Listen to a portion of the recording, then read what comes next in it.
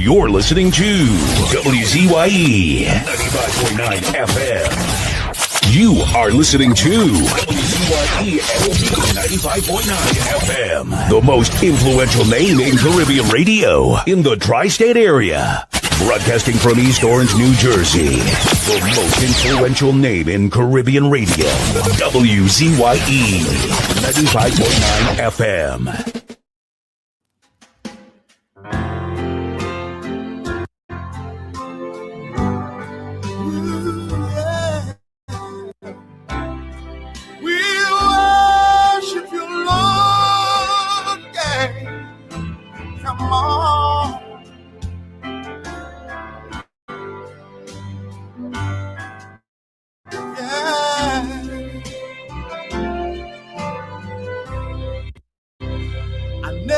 Made a fortune.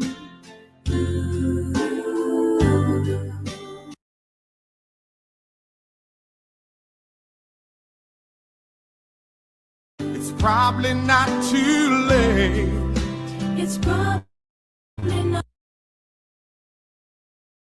too late. Keep me as the apple of thine eye. Hide me under the shadow of thy wing. Savior.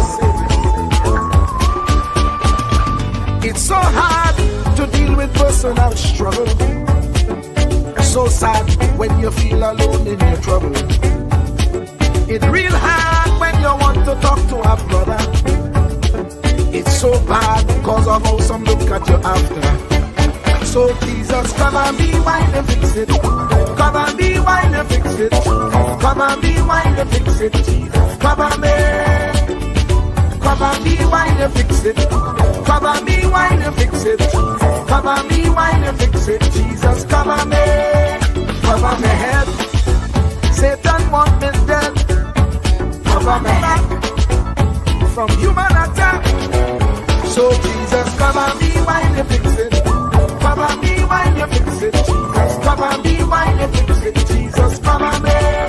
People see you smile, but don't know the hurt that you're feeling. Even as God's child, at times your heart does be bleeding. Where can you go when you're really looking for healing? Who know how to flow when your soul needs some restoring? So Jesus, come and be while you fix it. Come and be while you fix it. Come and be while you fix it. Jesus, come and be. Come and be while you fix it. Come and be while you fix it. Come and be while you fix it. Jesus, cover me home from evils unknown. Cover my feet, so I'll never retreat. Oh Lord, cover me while you fix it. Cover me while you fix it. Cover me while you fix it. Jesus, cover me.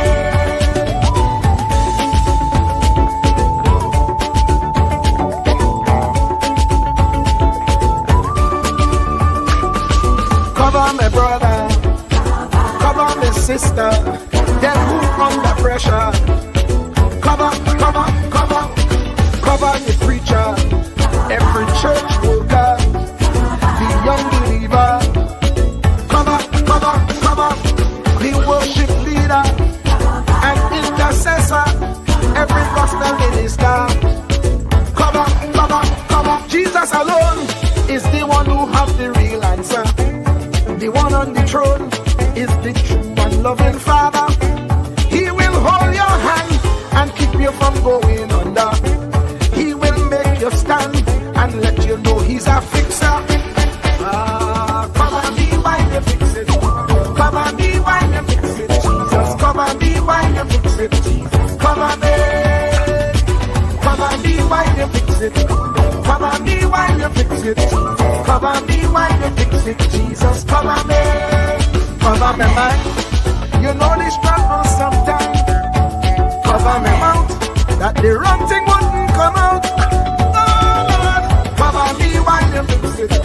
Cover me while you fix it. Cover me while you fix it. Jesus, cover me. Cover the Christian in the midst of aggression with the power of your right hand. Jesus, cover them helpless children. Jesus,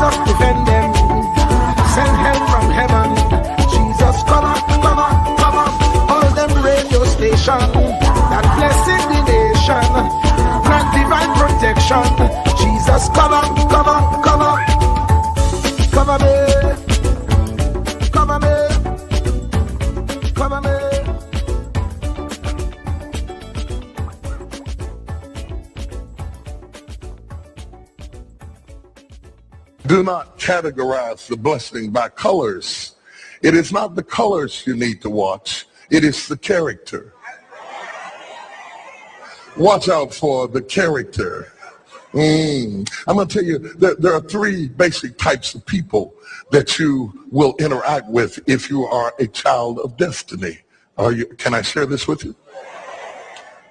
The first group are confidants. Confidants. You will have very few of them. Confidants are those people in your life who love you unconditionally. They are into you. Whether you're up or down, right or wrong, they are into you. They are in for the long haul. If you get in trouble, they get in trouble with you. They'll come see you in the jailhouse. They'll come get you out the crack house. They're confidants. You can open up and share anything with them. You'll never inherit your kingdom until you find your confidant. You can't be David till you find your Jonathan. Having a good confidant is the key that unlocks the kingdom, because you were raised outside the gate and God's going to cause you to reach over the wall. You got to have a confidant behind the wall who can mentor you for what God is going to do next in your life. The problem with most people is that everybody they run around with is under them. And so you are forever feeding people who can't feed you. And after years of feeding them, they begin to drain you. You got to have somebody who can feed you so you can feed somebody else. Oh, y'all don't hear what I'm saying. Am I talking to anybody in here? You need the confidant then. The confidant is those few people that come along in your life that are for you. They are with you. They are intimately intertwined in your life. They are there to make sure that you reach your destiny. They will confront you. They will get in your face. They will get in your business. They will tell you when you're wrong because they are confidants. If you have 2 or 3 of them in a lifetime, you are a blessed person. Without them, you'll never be who God called you to be. You need to find your confidant. Number 2, the other group are your constituents. They are not into you, to what you are for. They are for what you are for. They are your constituents. And as long as you are for what they are for, they will walk with you and work with you and labor with you, but never think that they are for you. They are for what you are for. And you have to know that, because if they meet somebody else that will further their agenda, they will leave you and hook up with them, because they were never for you. They were just for what you were for. They are your constituents. And throughout your life, if you're not careful, particularly if you're broken, you will mistake your constituents for your confidants. And you will think that they are for you when they are really not for you. They are just for what you are for. And by the time you get through falling in love with them, they will break your heart as they hook up with somebody else who is for what you are for, because it was never about you anyway. It was about the causes that you represent. They are for what you are for, but they are not for you. They are your constituents. Can I go deeper with this? The third group are your comrades.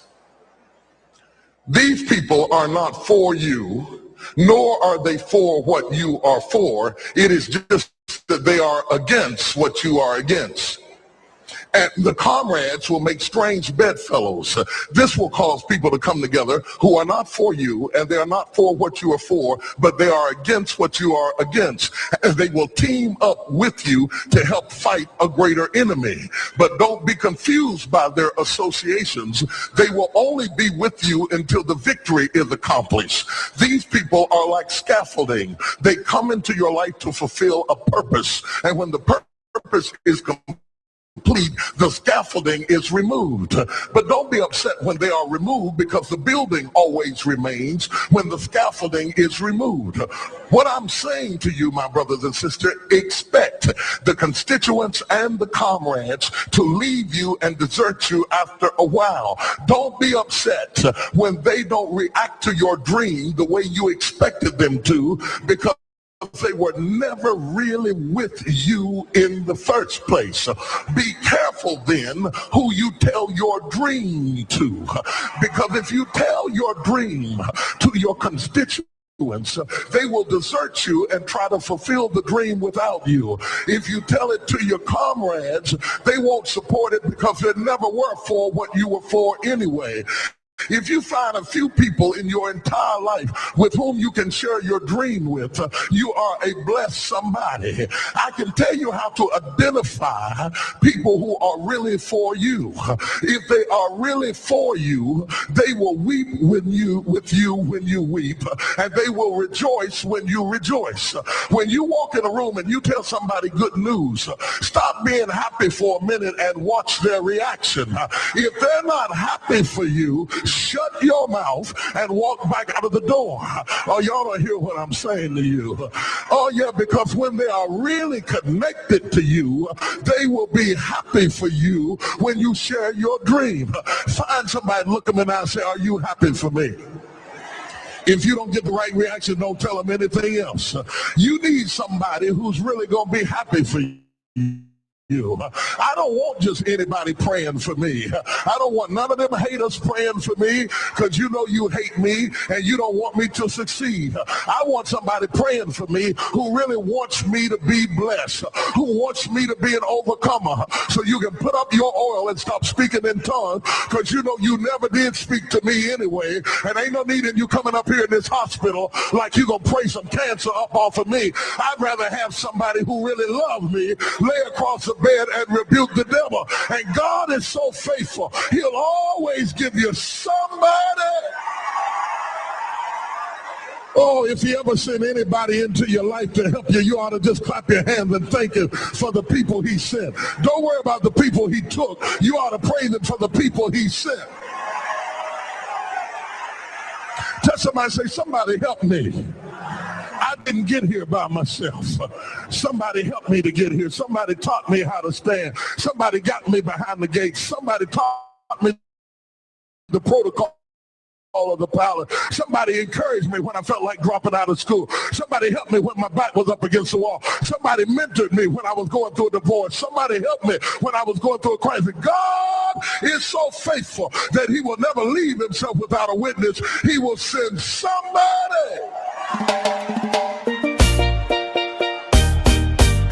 Can I preach on?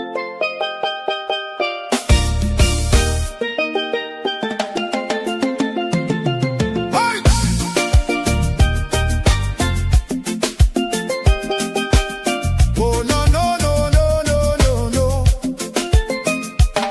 Lord, we tune into WZYE 95.9. The world right in the airwaves, shining bright and fine.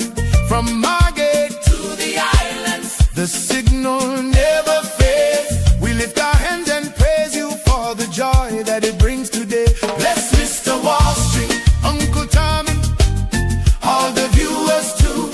Every viewer, every caller, every chatter in the crew. Pour your favor on the station, let the Holy Ghost flow free. WZYE 95.9, broadcasting victory. Oh, 95.9. Oh, now stretch your mighty hand, Lord, across the ocean wide to Trinidad and Tobago, where the Trini Spirit rides. Bless the citizens, Trinidad style. Woo. Sweet, strong, and true. With Douglas fire.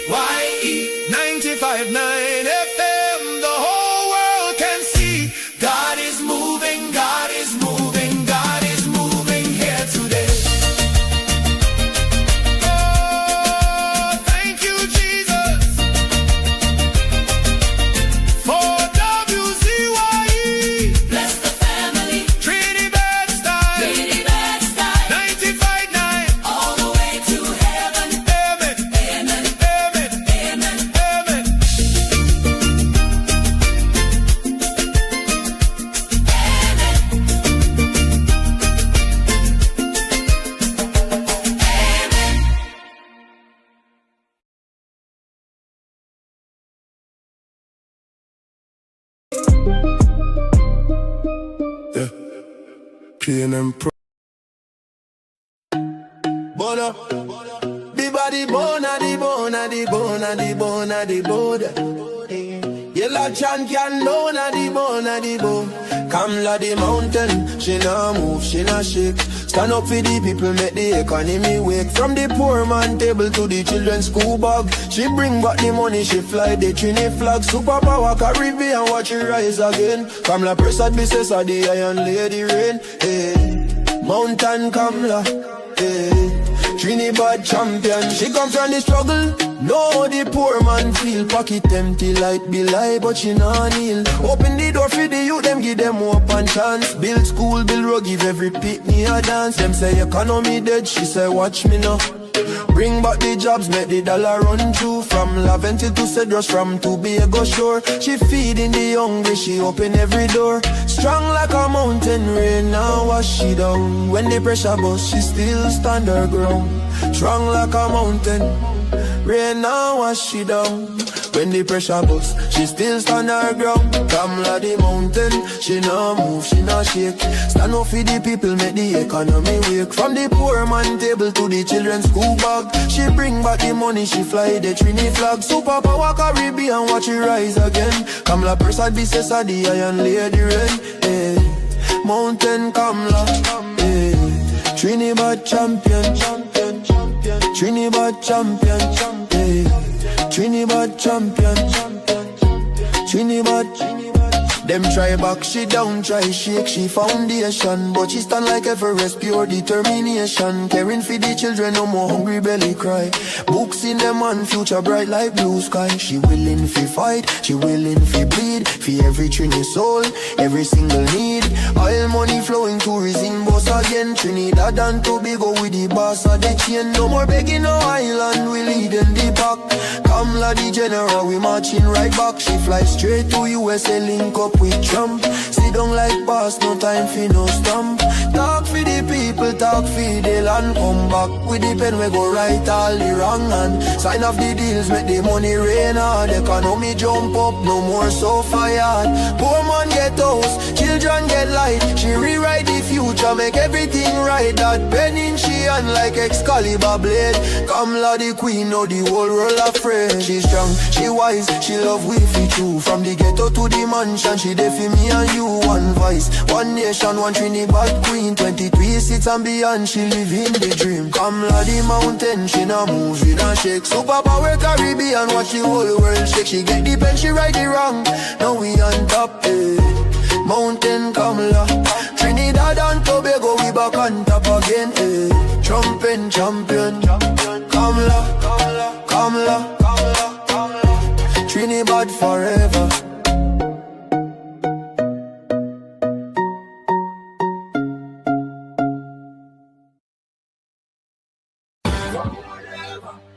Whatever, for whatever, we moving up, straight to the top, top.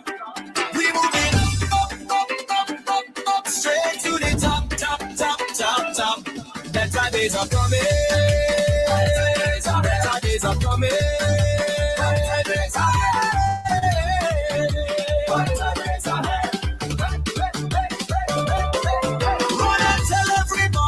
change has finally come. We fix it TNT. You and see his love. Run and tell everybody. The work has just begun. We build it TNT. You and see we'll get it done. So whatever. Whatever. So whatever. Whatever. So whatever. Whatever. So whatever.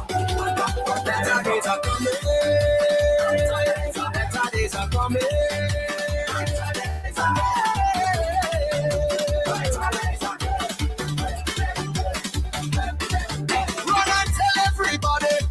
Is yet to come. We shake with TNT. You and see his love. Run and tell everybody. Together we are one. We grow with TNT. You and see will get rid of it. Up, straight to the top. We moving up, straight to the top. Better days are coming. Better days are coming.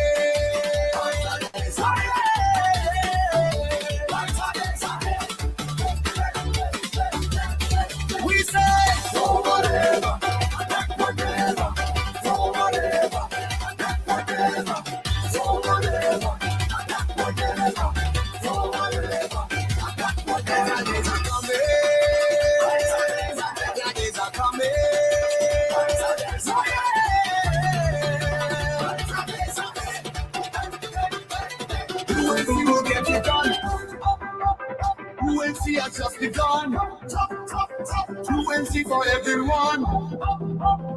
UNC is love.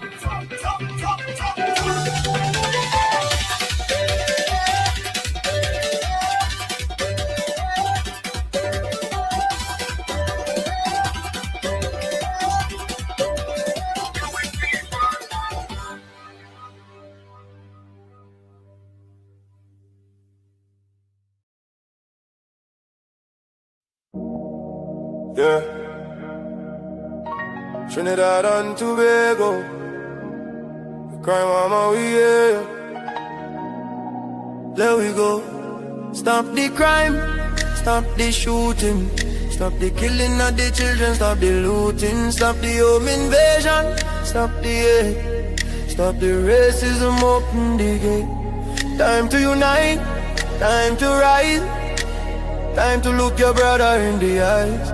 Turn to God, clean up the land. Trinidad and Tobago, together we stand. TNT crying, TNT crying. Let we make tomorrow better. Stop the lying. TNT crying, TNT crying. Rise up my people, time for unifying. Morning come, another mother bawling. Little boy get shot, school back still falling. Home invasion at the night, them kick down door.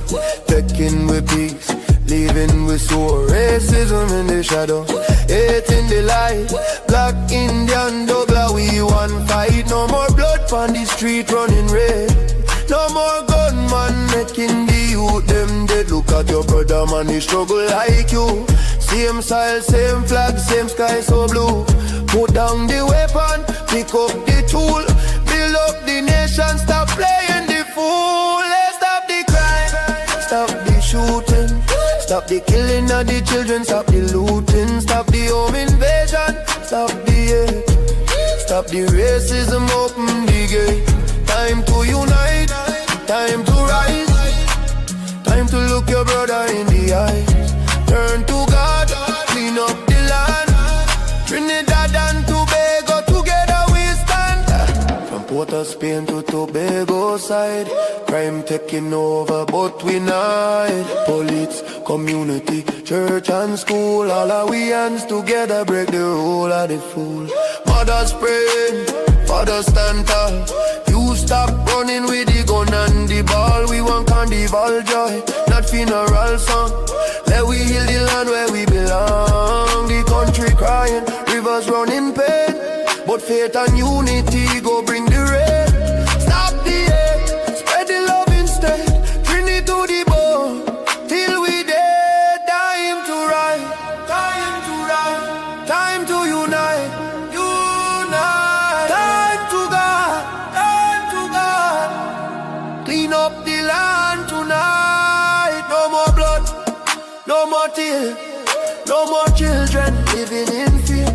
We is one family, from Cedros to Toco, Trinidad and Tobago. Let we go. Stop the crime, stop the shooting, stop the killing of the children. Stop the hate, stop the racism. Time to rise, time to fix this TNT crime.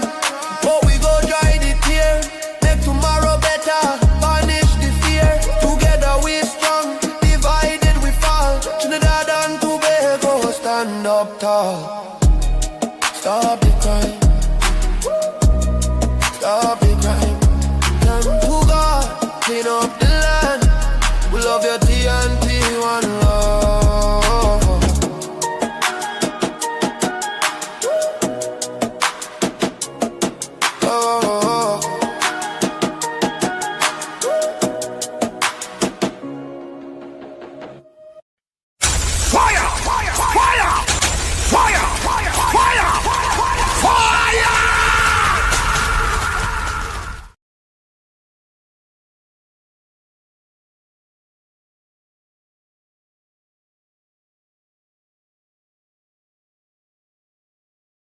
Yes. Let me say a special hello to all the WZYE 95.9 FM listen. Of course, ladies and gentlemen, in the village with Uncle Tommy, Professor Washington, and you on WZYE 95.9 FM. And we come to you every Monday, Tuesday, and Thursday from 7 to 10 p.m. That's every Monday, Tuesday, and Thursday from 7 to 10 p.m. Don't forget, folks, whenever you join us, share the live, share the live. WZY 95.9 FM on Facebook. Subscribe, subscribe, subscribe. WZY TV on YouTube. And you can reach us here at 973-868-1444. That's 973-868-1444. Or 973-609-6509. That's 973-609-6509. Let me say a special welcome to my pal, the young man himself, the one and only, the man better known as Uncle Tommy. Tommy, welcome.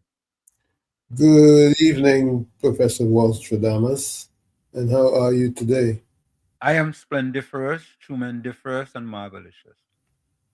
I would imagine so. How was the movie yesterday? You know, Tommy, I have to admit it was a splendiferous movie.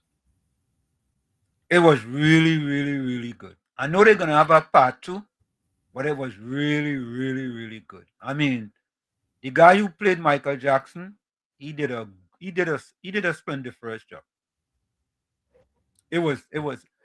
I mean, I fall asleep, and if I fall asleep, Tommy, that's a good thing. That means that you were on your toes all for the entire show. Yeah. Beat it, man. I was beating it, man. Beat it.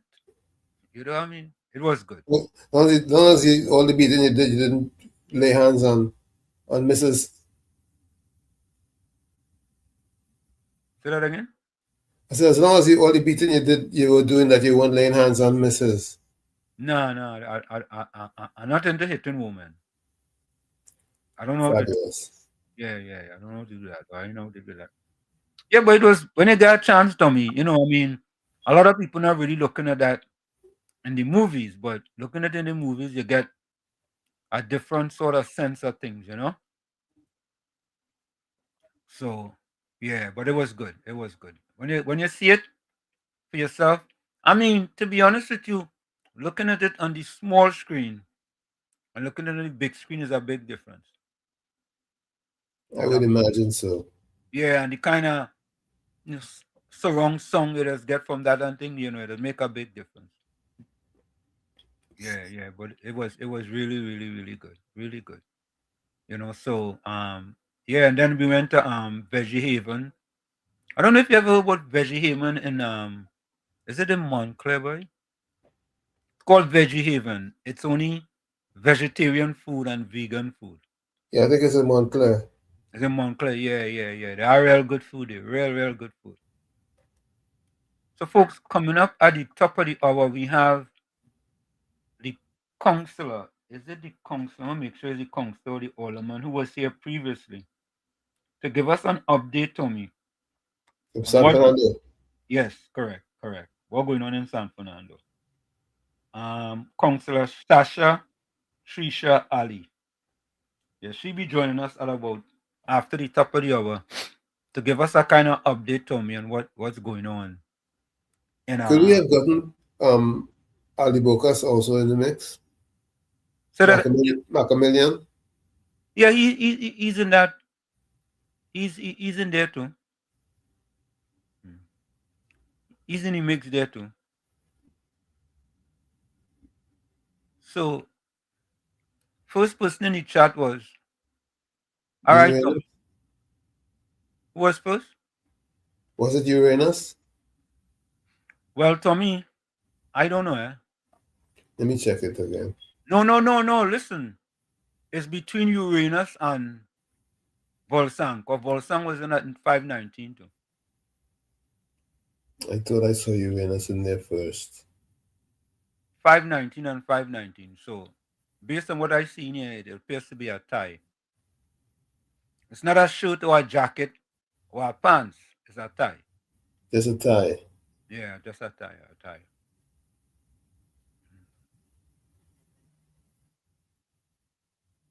So anyway, I'll continue. So Volsang was Uranus was at 519. Volsang was also at 519. And he was at 520. And Uranus. Yeah. Uranus, a good evening, Wall Street, Uncle Tommy, and all in the family. Yeah. Uh, Monica Ramkisoon, good evening, Wall Street, Uncle Tommy, and all in the chat. Ramdev Baijo was next. Pleasant good afternoon to Professor Wall Street, Mr. Tommy and the village.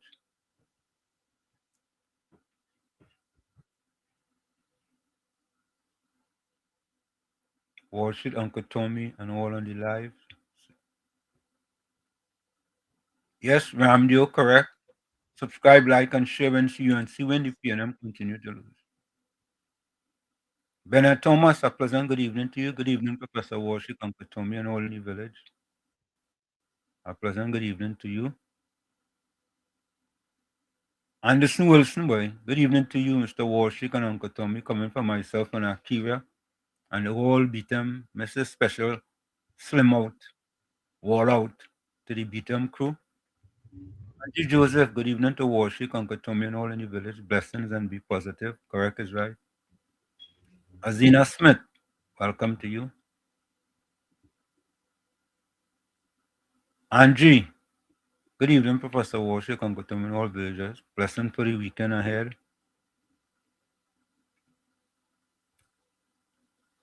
Gordon Ganga Chana, Jaijan Joseph. Good evening to this village. How are you all? Village at some stage not win. We have to put aside the damn politics and deal with our countries facing with. Please, please, can we do it now? Because things not getting better. Please just put aside the we and them and stop the criminal or someone.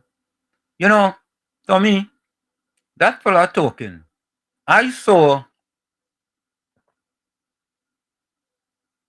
a quote and I did an editor on it from Penny Beckers talking about the mothers who losing children. That was a Mother's Day statement. Where was that kind of statement in the last 10 years, Tommy? Where? She have no moral authority to talk anything about mothers losing their children. Because for 10 years, she sat down there, Tommy, and they said absolutely nothing. She had laryngitis. She got her voice back, so she's finally using it. Yeah. You're being very generous. Laryngitis, I think she had more than that. And then you have this one here coming to talk about, you know, we and them. We and them.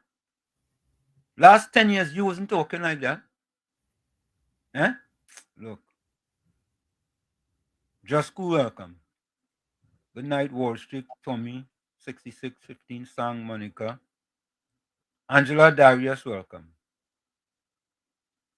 Chandra Benjamin, a special welcome to you. Good evening, Professor Wall Street, Uncle Tom, and everyone in the chat. Blessings.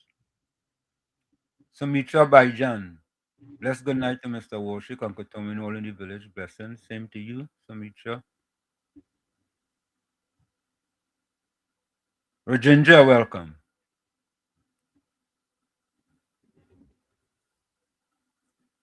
Rajendra, pleasant good evening, Professor Warshik and Uncle Tommy. Blessings. Monty Steele, a pleasant welcome to you. Good evening, one viewing in this program on WZYE TV Talk Show. Hello to the host, Mrs. Ailey Bourne Wall Street and Mr. Nesbitt. Yeah. Same to you, Monty Steele. Judy Ali, welcome. Locked on. Judy Ali is locked on.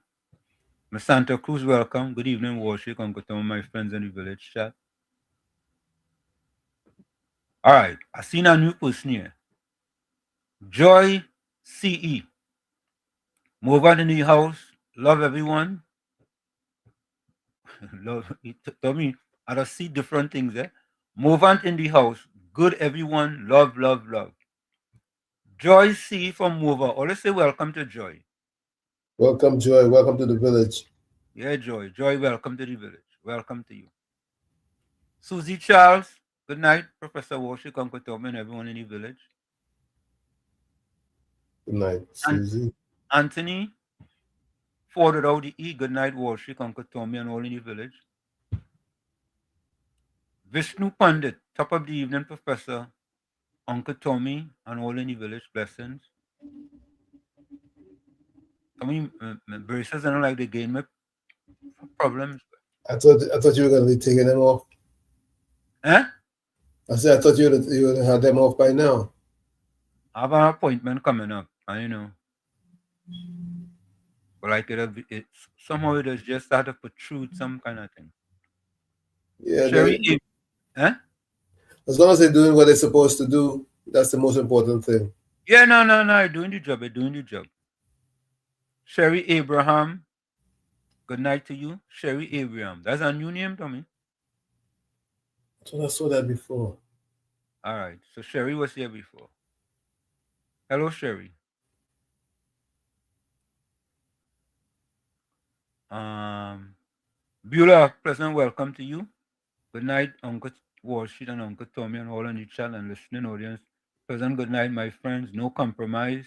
Only facts, not fiction. Only truth. Correct is right. Fasad Ramnat. Don't forget the FAX. No facts. Beulah. Fasad Ramnat. Good night to you, my friend.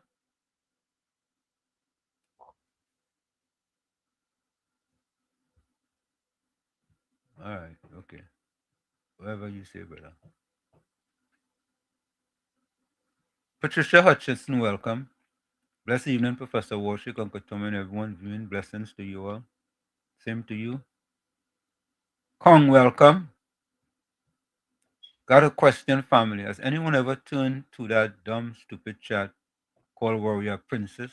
I believe her name is Candice Edwards or something like that. Shaking my head, she's uneducated herself. Okay. Okay. Island Man TT. Good evening, everyone in the village. Good evening to you as well. All right. So we have a new person here. No, I think this person might have been here before, Rani Samaru. Hi, good evening, Professor Warshik and Uncle Tommy. Blessings, may I roll lockdown. All right, I'm gonna get it right this Tommy. This time, Tommy. Fishing pond, Sandy Grande, right? Right. Okay, all right. You see, I get it right. I mean, sometimes you kind of patient in me. Anthony, I don't know what you're answering Golden for. I don't know what you're answering Gangachana.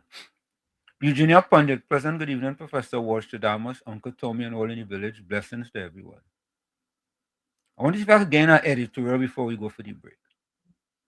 Batos, good evening to WZYE and all the villagers. Welcome, Batos. Correct is right. Remember to like and subscribe. Share the live. Yeah. All share the live. Share the live. Peter Sammy, well, somebody your partner from East Orange. Mm-hmm. Good evening, Professor Warshik, Uncle Tommy, and all viewers locked on. Peter Sammy, boy, you're inside. Just shoulder. You know, my braces, I'm pronouncing she name. The opposition want the PNM to do more conference. You think she have time? She's trying to fix the country. Not the Correct? PNM, Right? the PM. Huh? Not Only PNM, PM. PM. Okay. Yeah. Yeah. They're trying for the PNM to fix the country too, but forget about that. Okay. So is that so? We should just sit down and talk about the last 10 years and do nothing while everybody's 1, 2, 3 and 4 getting involved. So go stop the politics and let's now. Julie Ali asked me why you didn't put Invisalign. I think I was past the stage where I could have get Invisalign, Tommy. I don't know. Oh, okay. Okay. Sherry Abraham says she not new. All right, Sherry. My mistake. Yeah, Sherry knew. Sherry been yeah. Yeah, I observed her before. You had Invisalign? No, I had regulars like you, Oh, okay. wire. Yeah, But I'm yeah. saying I observed Sherry before. Oh, okay. Talk about stopping the criminals from winning. Yeah, Peter Sammy. Welcome, brother. Jack Deo Luchan, welcome. Let me see if I could get a quick. I think think I want to get this editorial here. Yeah, let me get this editorial here. So Tommy, it have the one with HDC and Mark Besant, right? Tommy, I don't understand something, you know. If you breaking a story, right? You ain't put no name, you ain't put nothing, right? I guess that's the way the fourth estate supposed to do it. I guess. The platypus prays. All right, so folks, listen to this editorial. I want to get this editorial before we go for the break. Because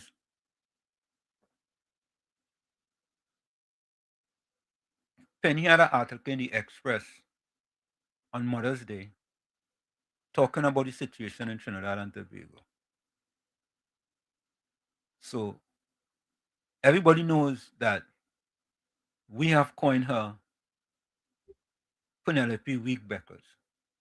And we have said that she like a platypus, right? Well, I don't like to call her other one. And an invertebrate. She has no spine, no stomach, and no belly. And Yeah? a jellyfish. So take a listen to this. Our? Also a jellyfish. What you say to me? Yeah, that too.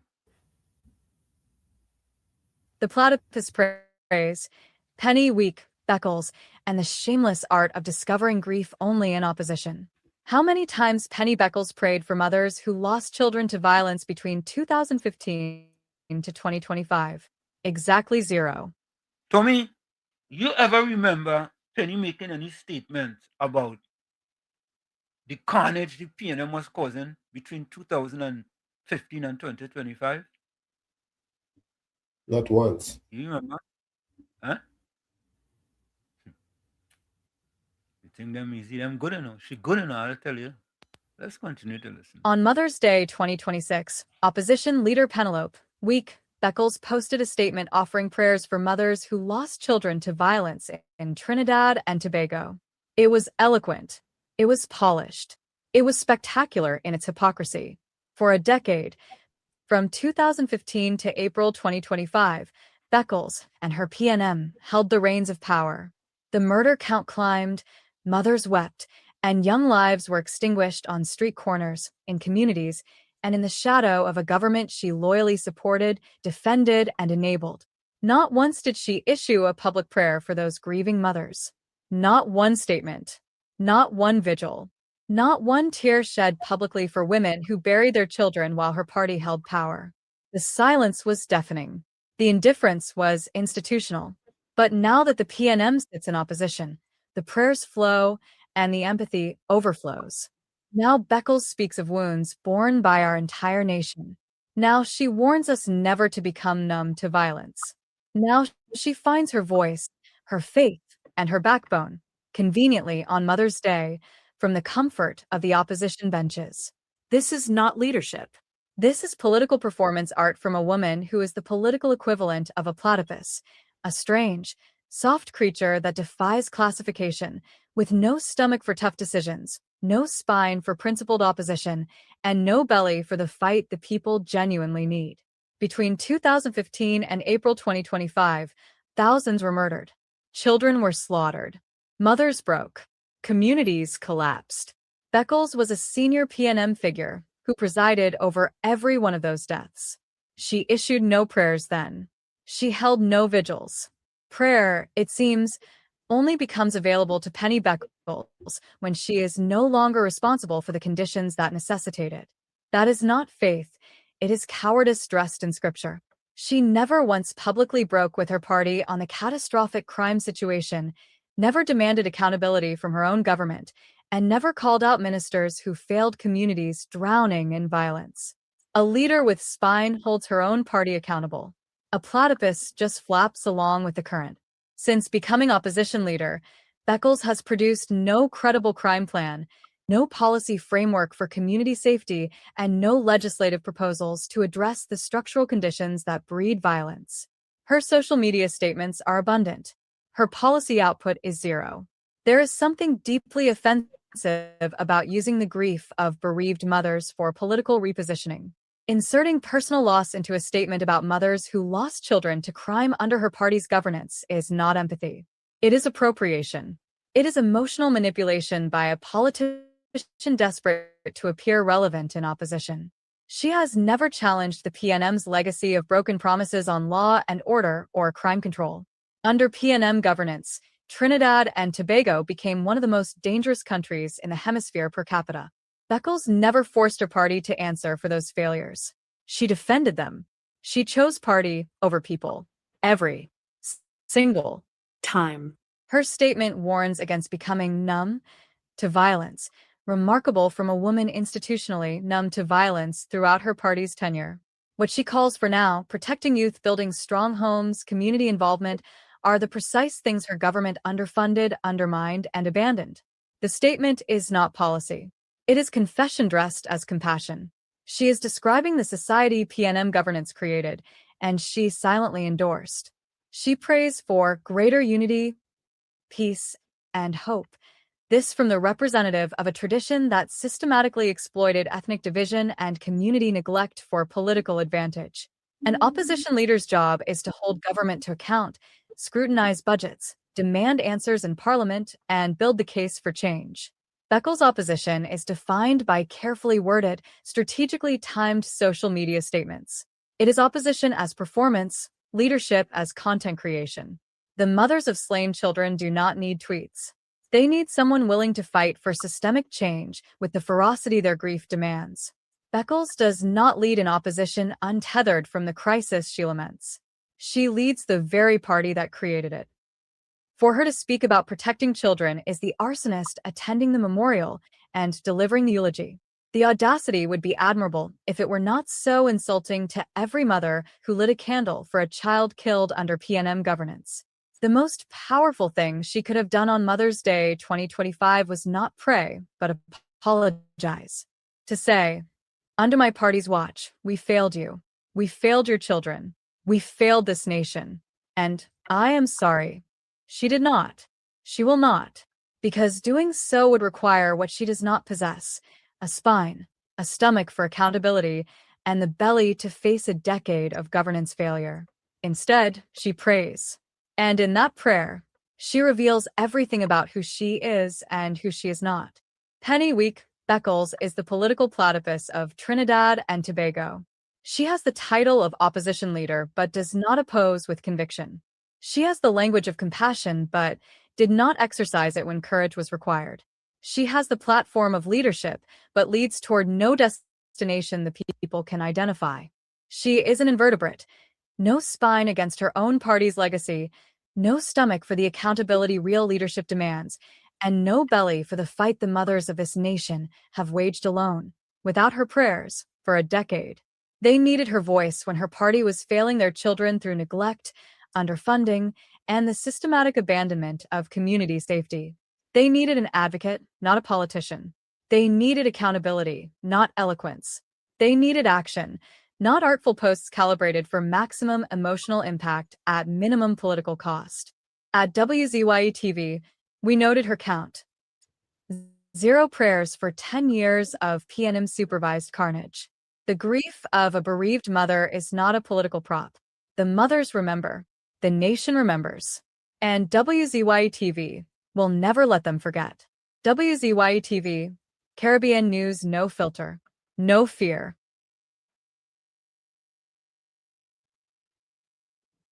Alrighty.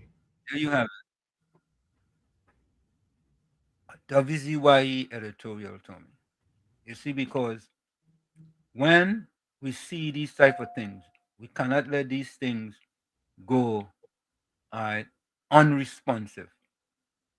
Understand? I'm gonna say welcome to Jay Howlett. Welcome to you. Yeah, we cannot let these things go like that, Tommy. True. Yeah? Because if we do, we don't want to. And the other thing, Tommy, is too, let me do this one here real quick. Let me do this other one here.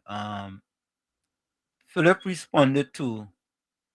We have an editorial on that one too, but I want you guys to take a look at this one here.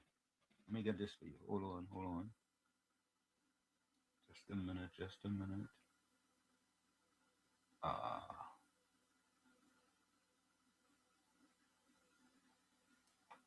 Okay, let me see this. Okay, hold on. This is a short one.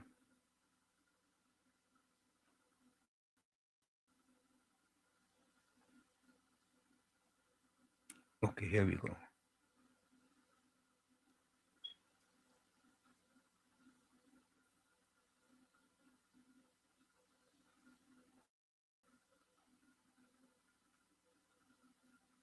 All right, folks, take a listen to this. We also have an editorial on this too as well.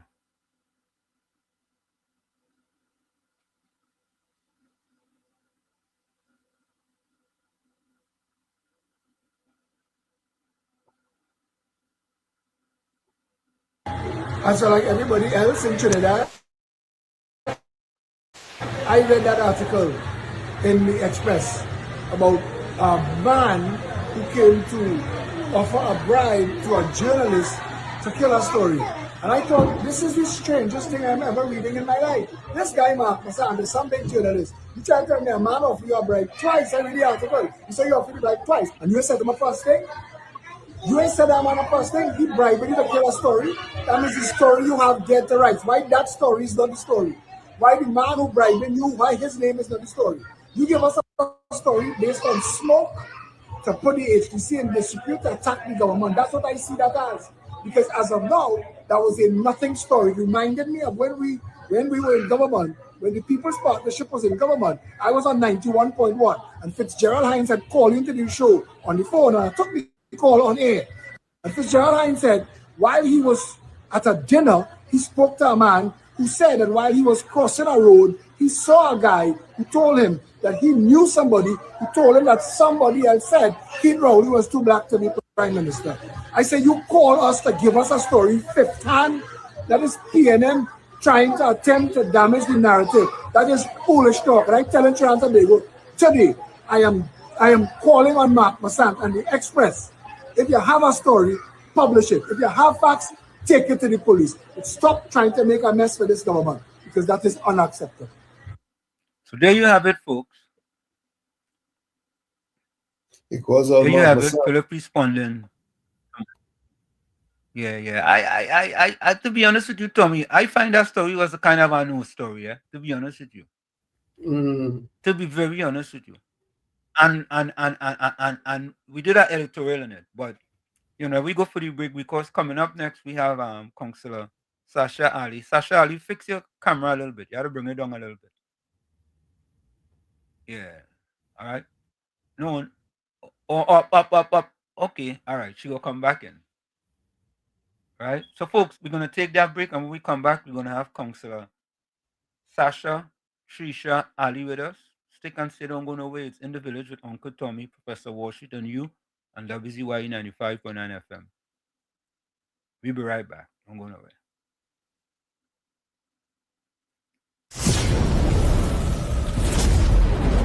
You're listening to WZYE 95.9 FM. You are listening to WZYE 95.9 FM, the most influential name in Caribbean radio in the tri-state area. Broadcasting from East Orange, New Jersey, the most influential name in Caribbean radio, WZYE 95.9 FM. Welcome to WZYE TV 95.9 FM. We come to you every Monday, Tuesday, and Thursday from 7 to 10 p.m. And on Sunday from 1 to 4 p.m. on Let's Talk Politics. Like, share and subscribe to keep up to date with reality affecting your life. And as we always say, we bring the truth, the whole truth and nothing but the truth. You're tuned to WZYE, the heartbeat of unfiltered truth. We're more than a station, we're a movement, grounded in facts, driven by integrity, committed to progress. We don't chase headlines, we create them. Decoding politics and current affairs to question power, not cozy up to it. From Laventille to Scarborough, whether you're in your living room or your commute, this is where perspectives collide. Divides dissolve and tomorrow's conversations start today. WZYE. We originate, not imitate. In the Village with Uncle Tommy and Professor Wall Street. Hey, this is Lady Gaga. Hey, it's Taylor Swift. You're live in the mix with the one and only. Hey, this is Justin Timberlake, and this is In the Village.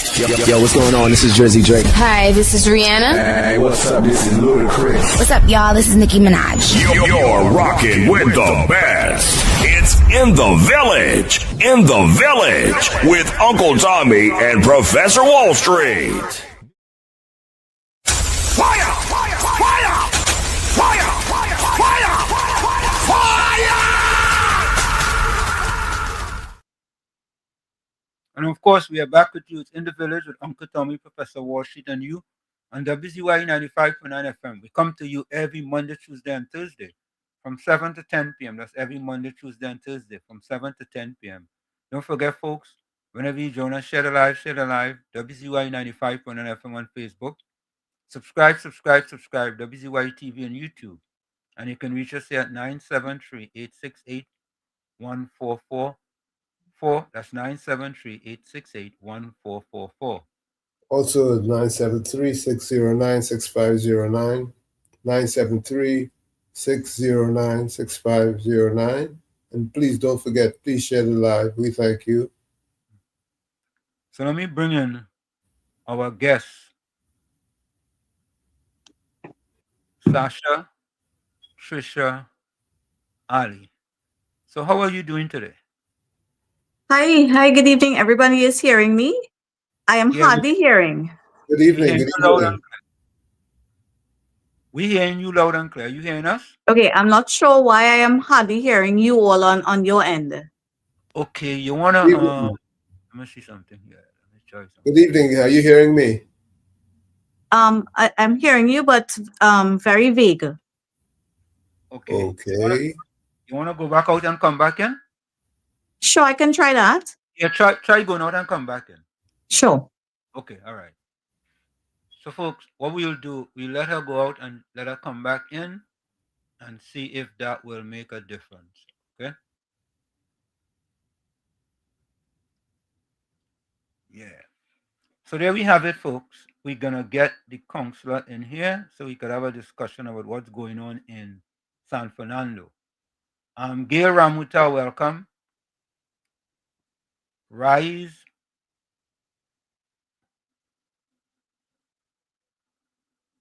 welcome. I'll put it that way, Toby. Rise welcome. Right? Rise welcome.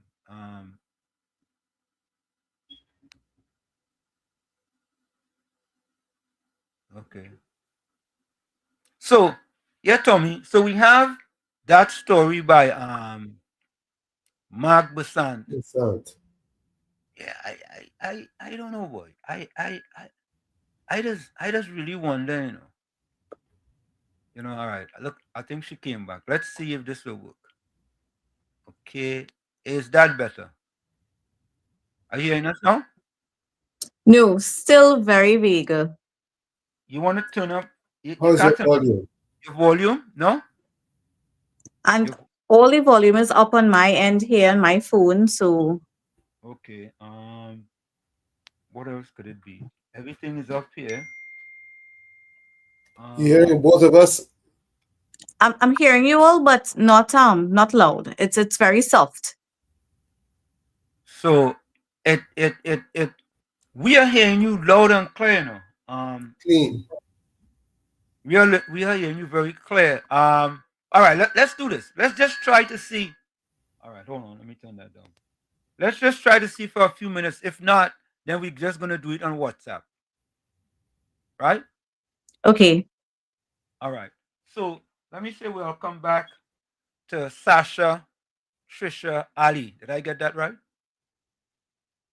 Yes, it's Sasha Trisha Ali, Councillor Sasha Trisha Ali for the electoral district of Marbella South Vestabella. Right. I am one of the councillors attached to San Fernando City Corporation. Right, correct. So we got that out of the way. I think, Sasha, one of the big things that happened was that there was a situation where the mayor was on a program and he was talking about workers. You want to try to explain that to the people, what exactly what he's talking about?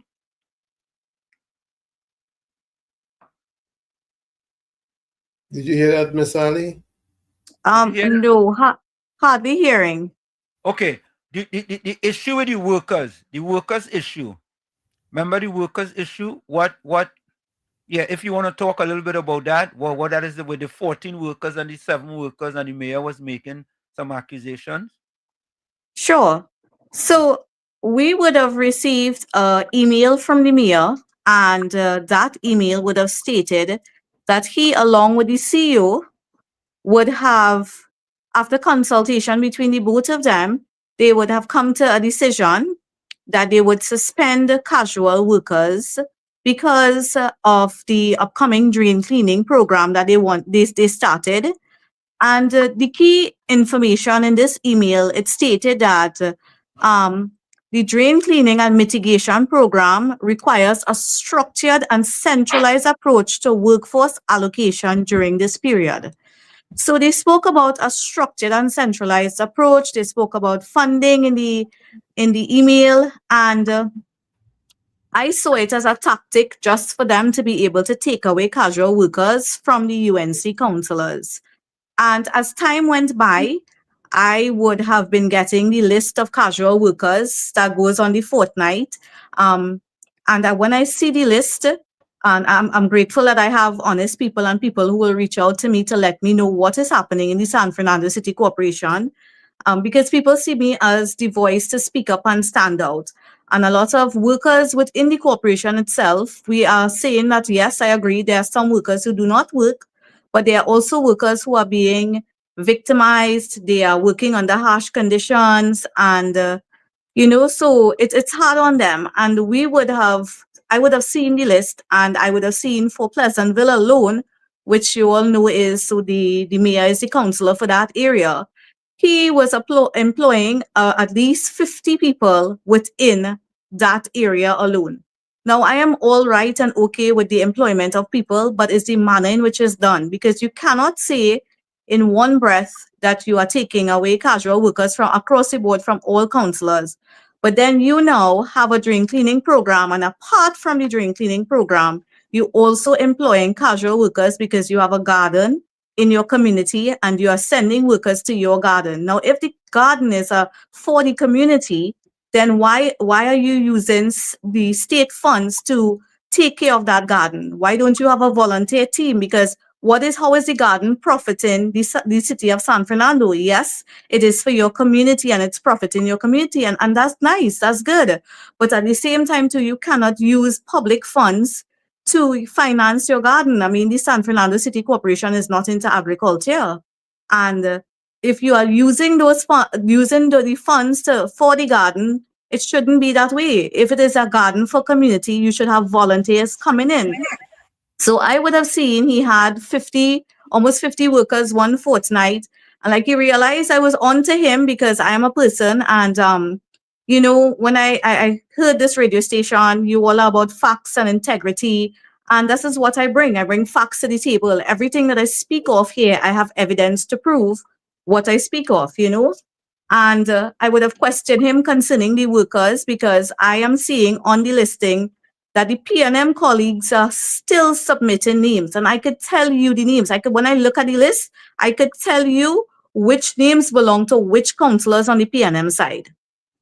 And he is painting the picture that, with the upkeep program that Alderman Ramutasing would have been, I don't know where he got those 40 names that Alderman Ramutasing has, but I am sorry to say we are not him. We do not behave like him.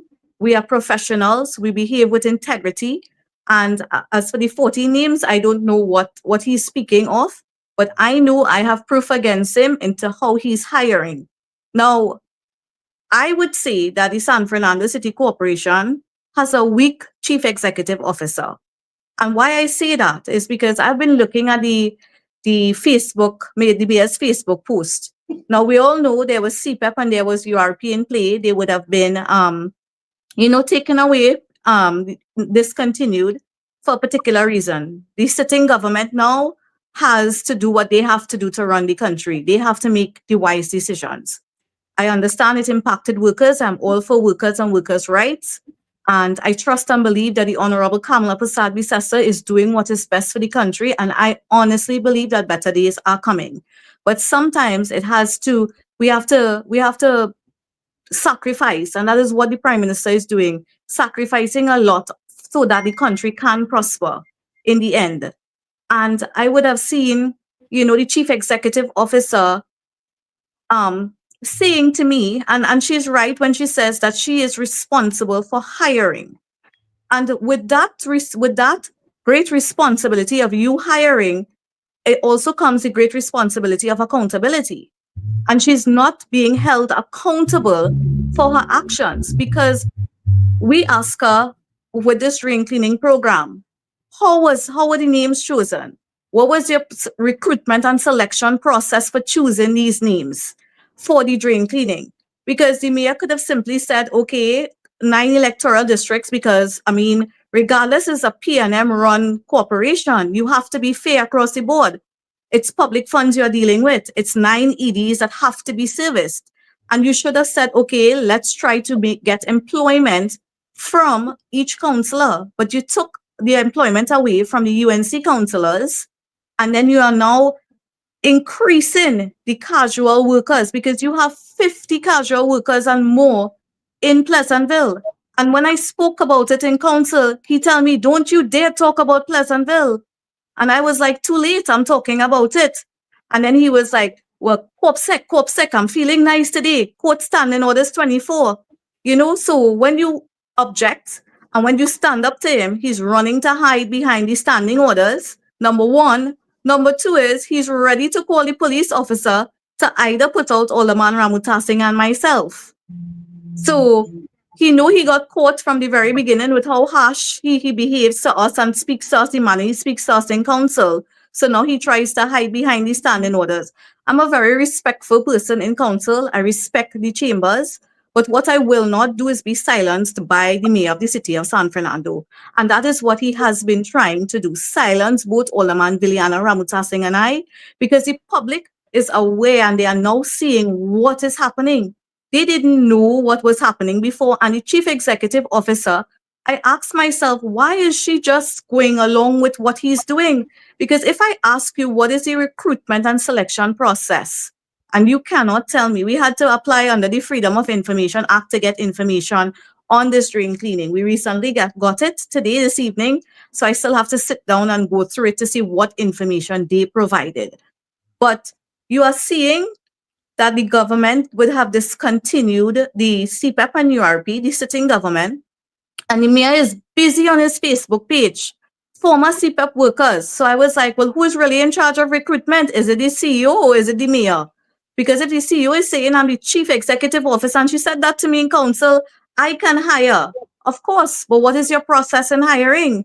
At the end of the day, it is public funds, and these people are behaving as though it is their money, that they can spend it anyway, anyhow they want, even if it's casual workers, and you all are increasing the amount. You all are using the casual vote to pay for the drain cleaning. A casual vote could only accommodate so much, right? Each vote that we have in local government in the corporation is we get an allocation for something specific to do, whether it's patching, road patching, whether it's drainage. So we have specific things to do. And what we have seen that they are doing is moving around money from these votes to suit their agenda, to fill their pockets. And I say this again with evidence before me, because I come from a strong industrial relations, human resources background, and you cannot go to the industrial court and not have your facts, right? When you are preparing evidence and arguments, you have to make sure and have your facts in order to argue a case, especially if you're going to court to win. Right? You're going to win a matter. So when I started to paper trail them, take all the screenshots of the mayor of what he's posting, the CEO, well, she would acknowledge my emails, but she will not respond in the sense of everything has to go through the mayor's office. Now, there's nowhere in the standing orders, there's nowhere in the municipal act that states I have to send everything through the mayor's office. So every time I write a letter, it has to go. And that's just him micromanaging. That's just him micromanaging. Because if it is an administrative issue, I, as a councillor, within my right to write to the CEO, and she deals with the matter at hand or the issue at hand. And we are seeing that, I don't know. To me, the CEO are not, and she's not supposed to be political. And I'm constantly asking myself, what is happening that she's aligning herself closely with the mayor? The decisions that she's making is in alignment with the mayor. And just when I wrote to the permanent secretary, because I would have written to the permanent secretary, I believe 2 or 3 letters, because I have to escalate it. I have to let them know what is happening in the corporation, because the PS is the CEO's boss. So as soon as I write, you see the mayor change around his Facebook post now, and he stopped putting CPAP workers, because I would have indicated to the permanent secretary that he is using public funds to campaign, right? And what they did to bypass me, I am a sitting councillor, and the former councillor who would have crossed the floor, right? They started sharing the drain cleaning. Imagine it's my electoral district, and I don't even know who are the people doing the drain cleaning in my ED. He has not liaised with me. He has not given me a list of drains that I have to clean. That they are cleaning. I am the councillor. I am on the ground. You have a list of drains from the city corporation that you are saying you have from the city corporation, but the list is outdated, right? And I have been cleaning drains from the inception of me being a councillor. I have enough videos to prove that. I actually have gone through the electoral district where I collected a data of drains. Just because I know we have an outdated drainage system, and as a councillor, although we don't get much for developmental projects, I still want to know, when we do get the allocation for DP, how to channel that funding to best suit the electoral district. But the mayor he's fighting us down in every possible way that he can, right? And yes, we were able to get some names through the upkeep program, right? But that is through the ministry would have chosen accordingly. And in council, I would have seen he tried to show imbalance in council, because he started to talk about the upkeep program, and then he uses intimidation tactic, that he allows certain people for statutory meeting. You all know statutory is open to the public. So he allows certain, and I don't like to sound like this, but it is what it is. He allows PNM people to come to statutory meeting, last statutory meeting, and he used it as an intimidation tactic. They would have all come past councillors, and he would have allowed them to sit in the audience, and all of them had on red. All of them had on red. But when there are people, other members of the public, trying to come up to statutory meeting, the doors is closed on them. Immediately, security is alerted. Do not let them come upstairs. They are being screened. They are being screened before they come up. But here he is picking and choosing who he wants to come and sit in statutory meeting, just so he could try to intimidate us.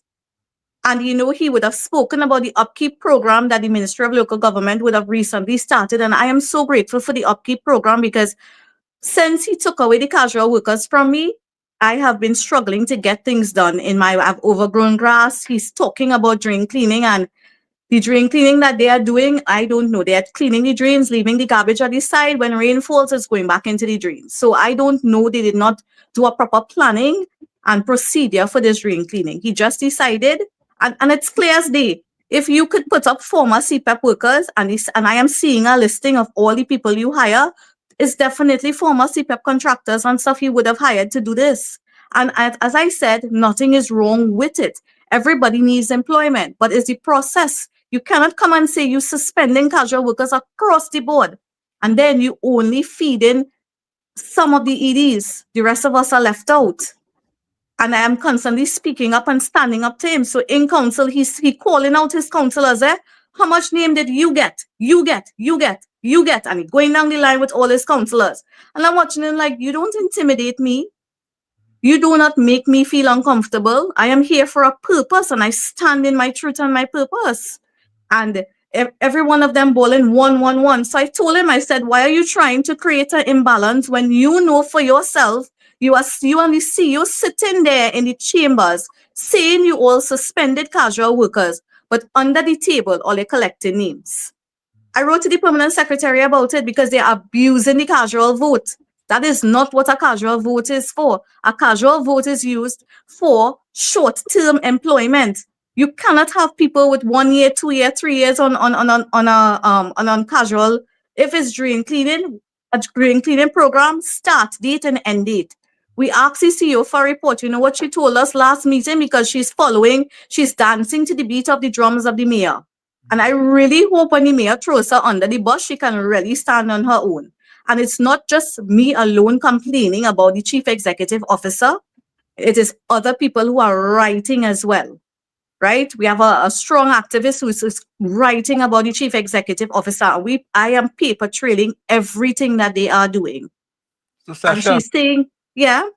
have anything improved since the last time you were here? Has there been any improvement? And I also want to talk to you about the mayor said on our program that he tapes everything in his office. I wanted to know if people who are going into the mayor's office know that he's taping them, or is there some sign that says everything in this office is being videotaped?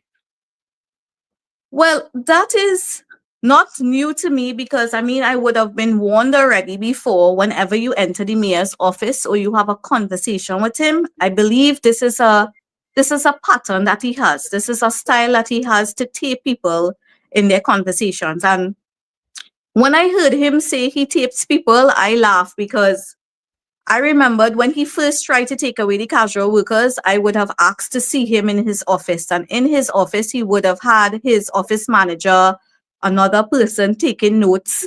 And when I walked into his office, he said, you sure you're not taping this conversation, right? So I said, well, no, I am a professional, right? And I said, well, I hope you are not taping this conversation. But there in that office, I had to be so specific or so careful of what I say because I know people would have warned me already and told me the mayor tapes everything. So just be careful to be around him. And I don't even go to his office without company, or I try my very best to avoid it at all cost. So to the public, it's wrong if he is taping you all. He says that's how as the mayor, he has to be careful. He has to protect himself. But I don't see it as a form of protection. I see it as him trying to listen to what he say to use as leverage. Listen to what people say to use as leverage over people.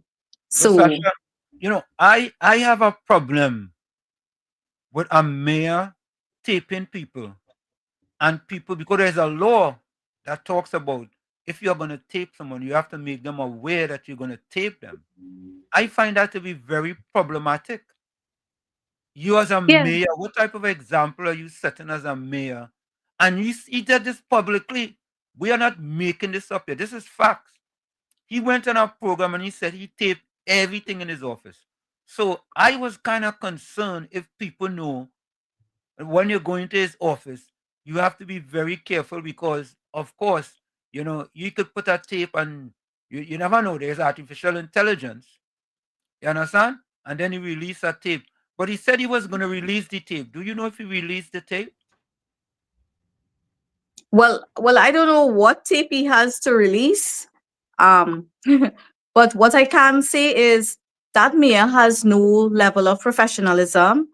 He is, I say he's a gangster mayor because a mayor who shouts at the top of his voice and tells the council he's a warlord from the Ville. And then he goes on to further threaten by saying, I have people in Mount Moriah. So when you look at the leadership style of how he speaks, when you look at the leadership style of the CEO, now we can fully understand why the San Fernando City Corporation has fallen flat, right?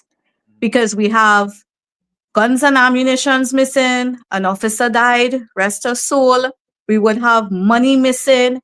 And what I realize as a counselor, there is no accountability. The chief executive officer does not act. And I am as a female, do not like to go after another female like this. I don't like to call out another female like this. But when you have a role and responsibility, you have to stand in that gap and do the necessary. I, on a daily basis, hear how much cries the workers keep saying, you know, another worker would have done an infraction, and then bam shot, you get a call from this from the CEO, the administration, don't bother to discipline their workers. We have supervisors who trying to get workers to do their job, and workers don't want to work. Some workers, some of them, they are the really good ones, and then some of them just don't want to work. And I am very shocked when I heard the mayor call concerning a worker the other day, and he wants the person to work, although the supervisor is saying the worker is not working, the worker is not performing. And I am here saying, but you're the mayor, you have to know where you draw the line, right? So then it shows me you're really running the show, not the chief executive officer, you know? And I could tell you as a counselor, I have an issue with one of the workers who was slandering my name on social media. And when I wrote to the CEO, first thing she said, number one, the worker is not a worker of the San Fernando City Corporation. So I asked, well, who does give the worker a job letter? It must is the San Fernando City Corporation who gives the worker a job letter. She's saying it is saying in their letter, the chief personnel officer. I was like, no, the negotiation is between the CPO who represents the government and the union. But the employer is the San Fernando City Corporation. And then they wanted to quote some part of the collective agreement. And I said, I'm disappointed in the CEO. And I would have responded to the response of the CEO. Every time we have committee meeting for personnel and human resources committee meeting, the CEO, she doesn't care to address the issue.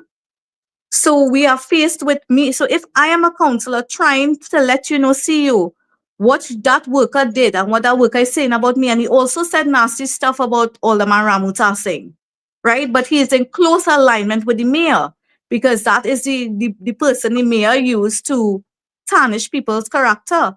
And he would have done it to councillors in the past council. But what they did not expect is to meet up with me, who would fight for disciplinary action, because I know there's a process to discipline an employee. And the CEO she doesn't care. And when I spoke about it in council, the mayor said, so I said, what about a media policy? Because we are in the age of social media. And now, you know, because I work at Southwest Regional Health Authority as well, and we have a media policy. So what about you know what the mayor told me? The mayor looked at me and said, well, they should we have to include the councillors in the media policy. So I said, are you speaking about me, how I go on TikTok and how I come and speak out against the CEO? And the mayor said, a media policy cannot cover us. We have bodies that govern us, right? The Municipal Act, we have the Integrity Commission, you know, they govern our behavior, but we don't have to be part of. So he just says anything that comes to his head. And I don't know if he thinks that, you know, the people who sit in council are not smart enough. We will not stand up to him. Some of the things he says just doesn't make sense. And I feel as though being a councillor, this is the worst we have been under this mayor for the city of San Fernando. So Sasha, I know I asked this question before. Is it a continuous effort on behalf of the mayor to sabotage the UNC councillors so they could try to make them look bad and then say they're not doing what they're supposed to when the mayor is not living up to what he's supposed to? The mayor and the CEO are not doing what they're supposed to, and to hopefully treat the councillors, the UNC councillors, fairly, you know, with whoever the other PNM people are. Sorry, I didn't hear that last part. Just to treat the UNC councillors fairly, as opposed to how they treat the PNM councillors. Well, I would say he believes he has all the power in the world, and why I say that, UNC councillors, he indicates to us, he treats whoever he is good with, good, right? And I would say that if he is good with a councillor, whether you're PNM or UNC, he will treat us, he will treat them good. And I know from Marvelous South Vistibala, I can speak for my electoral district, and I can tell you, I am getting squeezed. Because I am telling you, I was saying before, a former councillor who crossed the floor, the mayor is giving that former councillor pictures of the drain cleaning in the electoral district of Marvelous South Vistibala. how could a former councillor be posting? Are you campaigning? Because I heard that former councillor is going up against me again. So are you campaigning as a former councillor? And from my inception as a councillor, this former councillor who crossed the floor and lost against me would have been trying his very best to keep his connections in the city corporation to get bulk waste picked up. And then you would see on the group, they thanking the former councillor for getting bulk waste picked up. And I'm like, so being a woman in politics, it's not easy. We have all these men here who just feel that, you know, they can run over you. And I guess they need to understand that I am not timid. I look very small and very quiet, but bet your bottom dollar, I was elected to serve, to stand up for the people, and I have a job, I have a responsibility, and I'm going to fight with every breath with my last breath, I should say, because I am most committed to the job that I am doing. So if the mayor is unfair, he's unfair to me. I can say that. And let me explain why. I would write letters. He said the protocol is if you have an issue, you write a letter and it goes to him. When we go to council and you bring up the dates and when you would have written, he's not, I don't know what he's doing. He's not sending the letters to the CEO so that she can dispatch to the different areas, whether it's public health, whether it's infrastructure. He's not doing that.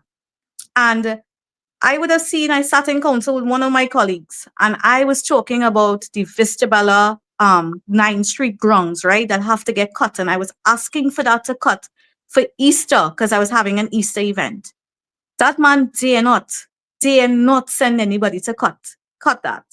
And I knew the casual workers, when they were under me, I would have supplied strings, gas, the tools necessary to get the job done. He took them away so that my area could suffer. And he took them away. And when he took them away, I said, okay, no problem. There was another councillor sitting next to me, spoke about a field that he had to get cut. The mayor met him outside of chambers and tell him, listen, the fellas who doing the drain cleaning, talk to them. It's so by so. And you could talk liaise with them and they will cut your area, cut your field. And that's my UNC colleague. So what he does is he tries to divide us. You know, right? Sasha, I don't mean to cut you. I was going to get to that, you know. It appears to me that the mayor have a strategy to try to divide the UNC councillors. Yes. Yes, he does. Yeah, and I think that they have to be very careful in what the mayor gives them to do and not give other UNC councillors. You see, in order to divide them, and at the end of the day, have the people now complain that the councillors not doing what they're supposed to. I am concerned about that. Yeah, because what happened is I am the mayor will support specific UNC councillors, right? Well, and when that councillor is getting the support from the mayor, people will come to me and say, but how come that UNC councillor could get it and you cannot get it? Right. But this time I have to, and that is because that other UNC councillor will not go up against the mayor. He will work alongside the mayor with the mayor. And everybody has to do what they have to do for their electoral district. But at the same time, I am not there to be friends with the mayor of the city of San Fernando. I am there to get a job done. And he has a role and a responsibility, and so do I. And when I come to you as a councillor and I am telling you I have to get my field cut, right? And you could cut a deal with the UNC councillor and make sure he gets his field cut. So he did, and I am left behind. When I went to visit that 9th Street field, you know, he get them to cut the field and grass, they heap up grass and burn all over the field. And I was trying to get that field in order because one of the primary schools reached out to me within the electoral district to use the field because they don't have the space in their school to use the field for children to practice cricket, right? And to practice and play cricket. When I asked the mayor about it, and when I wrote letters asking about that, who was responsible for cutting the field, the mayor refuses to acknowledge my letters and he refused to respond. You know, Sasha, there's one thing I can think about, that mayor has to go. We have to get rid of we have to get rid of the P&M from running their corporation. Plain talk Mm-hmm. bad. You understand? Because if it continues like that and the mayor is, trying to divide and conquer, you see, and the only way the end is to get rid of that mayor or get rid of the Yes. P&M, the P&M run corporation, straight talk, because it's not working out. And at the end of the day, right, is the people who are suffering, because when the mayor think they're trying to take advantage of you and other UNC councillors, at the end of the day, the people suffer.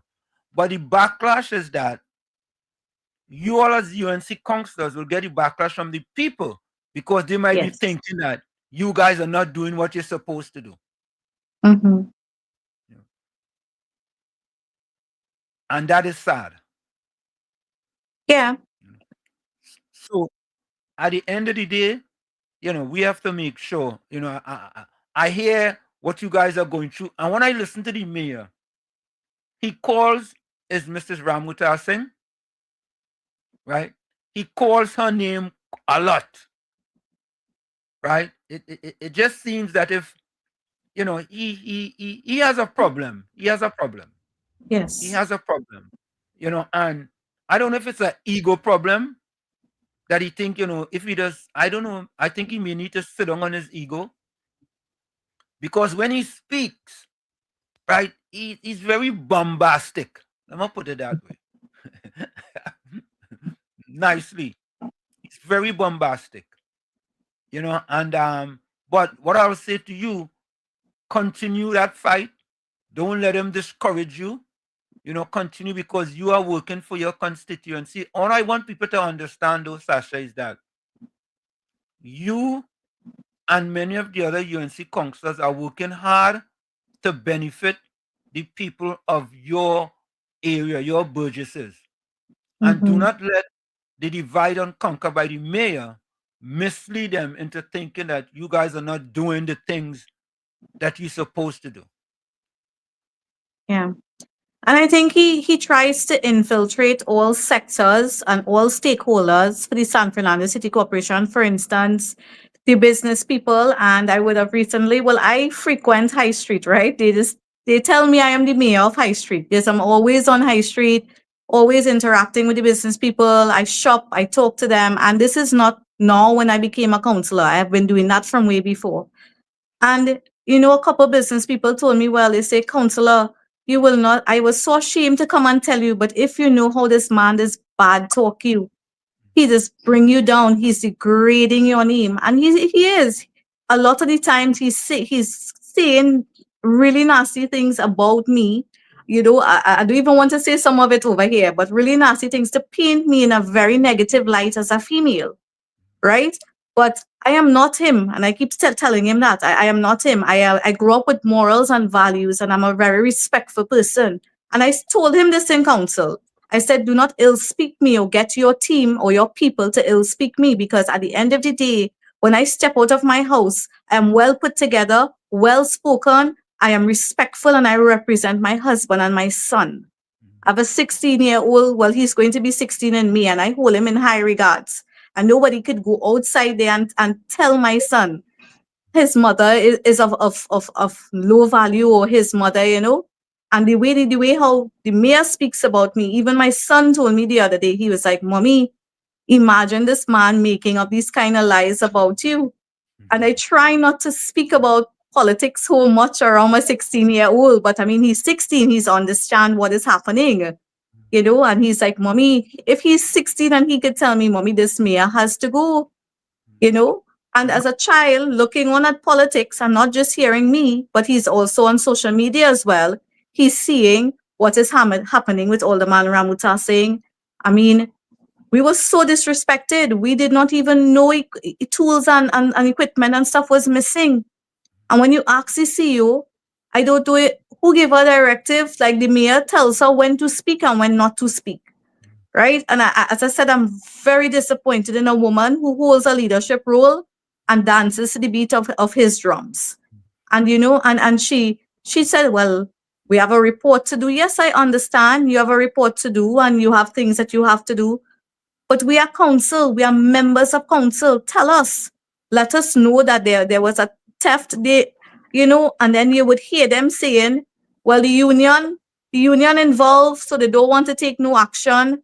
And they try to push the union because I know the union is woman-led as well.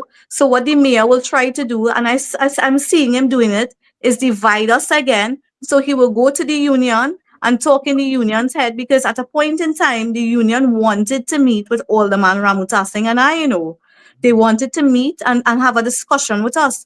And I, coming from that industrial relations background, I love to mediate, love to meet and treat with issues before it escalates, right? And then I see, well, okay, no problem. The union didn't bother with us again. They told us they have to reschedule. And then I see them busy walking with the mayor all over.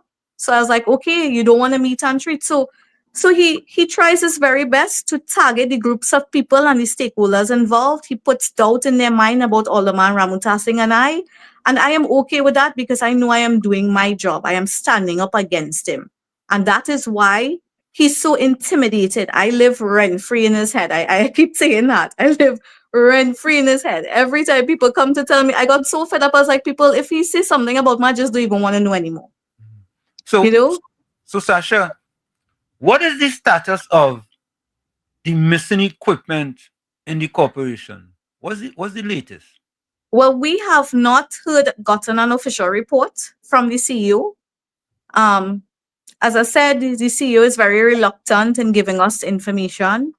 I understand that when there's an ongoing investigation, you can only give so much information, but at least give us the nature and scope of the matter.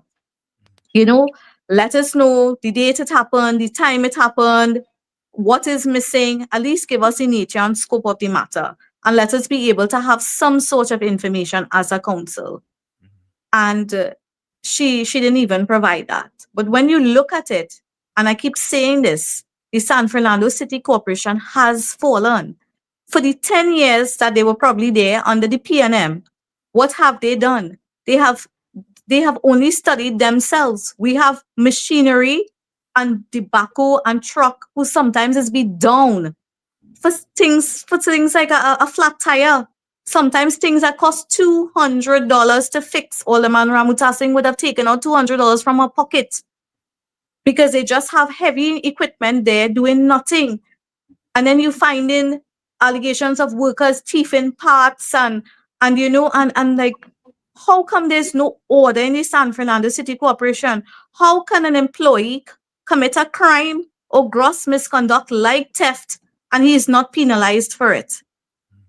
What are you all doing? There's a collective agreement, and the collective agreement has a disciplinary process, and there's no accountability, and that is why we are in a mess.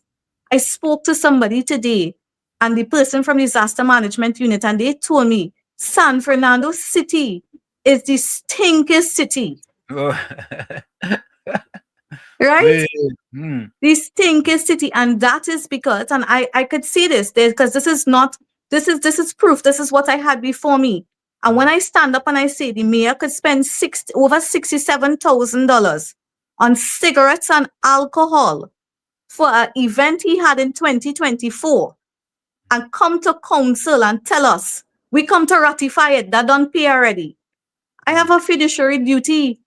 I have oversight over public funds. How could you come and tell me you spend the public's money, cigarette and alcohol are done pay it already, and this is just to ratify, right? I would have written the permanent secretary about this as well, because the CEO is telling me she sent it to the ministry, the permanent secretary turned it back, furnished her with a memo to tell her you cannot use public funds, but yet you take that money out of another vote. So they see how they're mismanaging and misusing money under the votes, right? And you take that money out of the and an entertainment vote doesn't mean because it says entertainment, there's a specific description for each vote. I would have gone through every vote and read. I love to read. My husband will tell you that. I will read 2:00 in the morning, I'm up reading and researching. But every vote has a function and a responsibility. So when you get the allocation, you cannot use it to whatever you feel you want to use it for. And when we spend money like that, we can't get potholes patched, we can't get drains fixed, right? And currently, what they are using now to wean money out of the corporation is that casual vote that they are using and misusing to hire a whole set of former CPAP workers. As I said, I have nothing against people getting jobs, but there's a manner and the process in which it is being done, right? And that is so he's now doubling up on the casual employment because he's now having people for drain cleaning that he's paying out of the casual vote, and then he's going to have people that he's taking under the table for casual employment that he and the CEO said that they suspended, and they're trying to manage the funds of the corporation. So when they come here and they say to us, they're not getting enough money, they're not getting enough money. It is not that. When you all get money, you all are taking the money and paying debts. The San Fernando City Corporation is in debts. Every time you go through a finance report, is somebody you owing from a year or two ago. Right? You have suppliers coming up to say they are being owed. And when you're asking for invoice and you're asking for documentation, you're not getting anything. So how can we run as corporation? A change has to happen. That corporation needs restructuring. Must happen.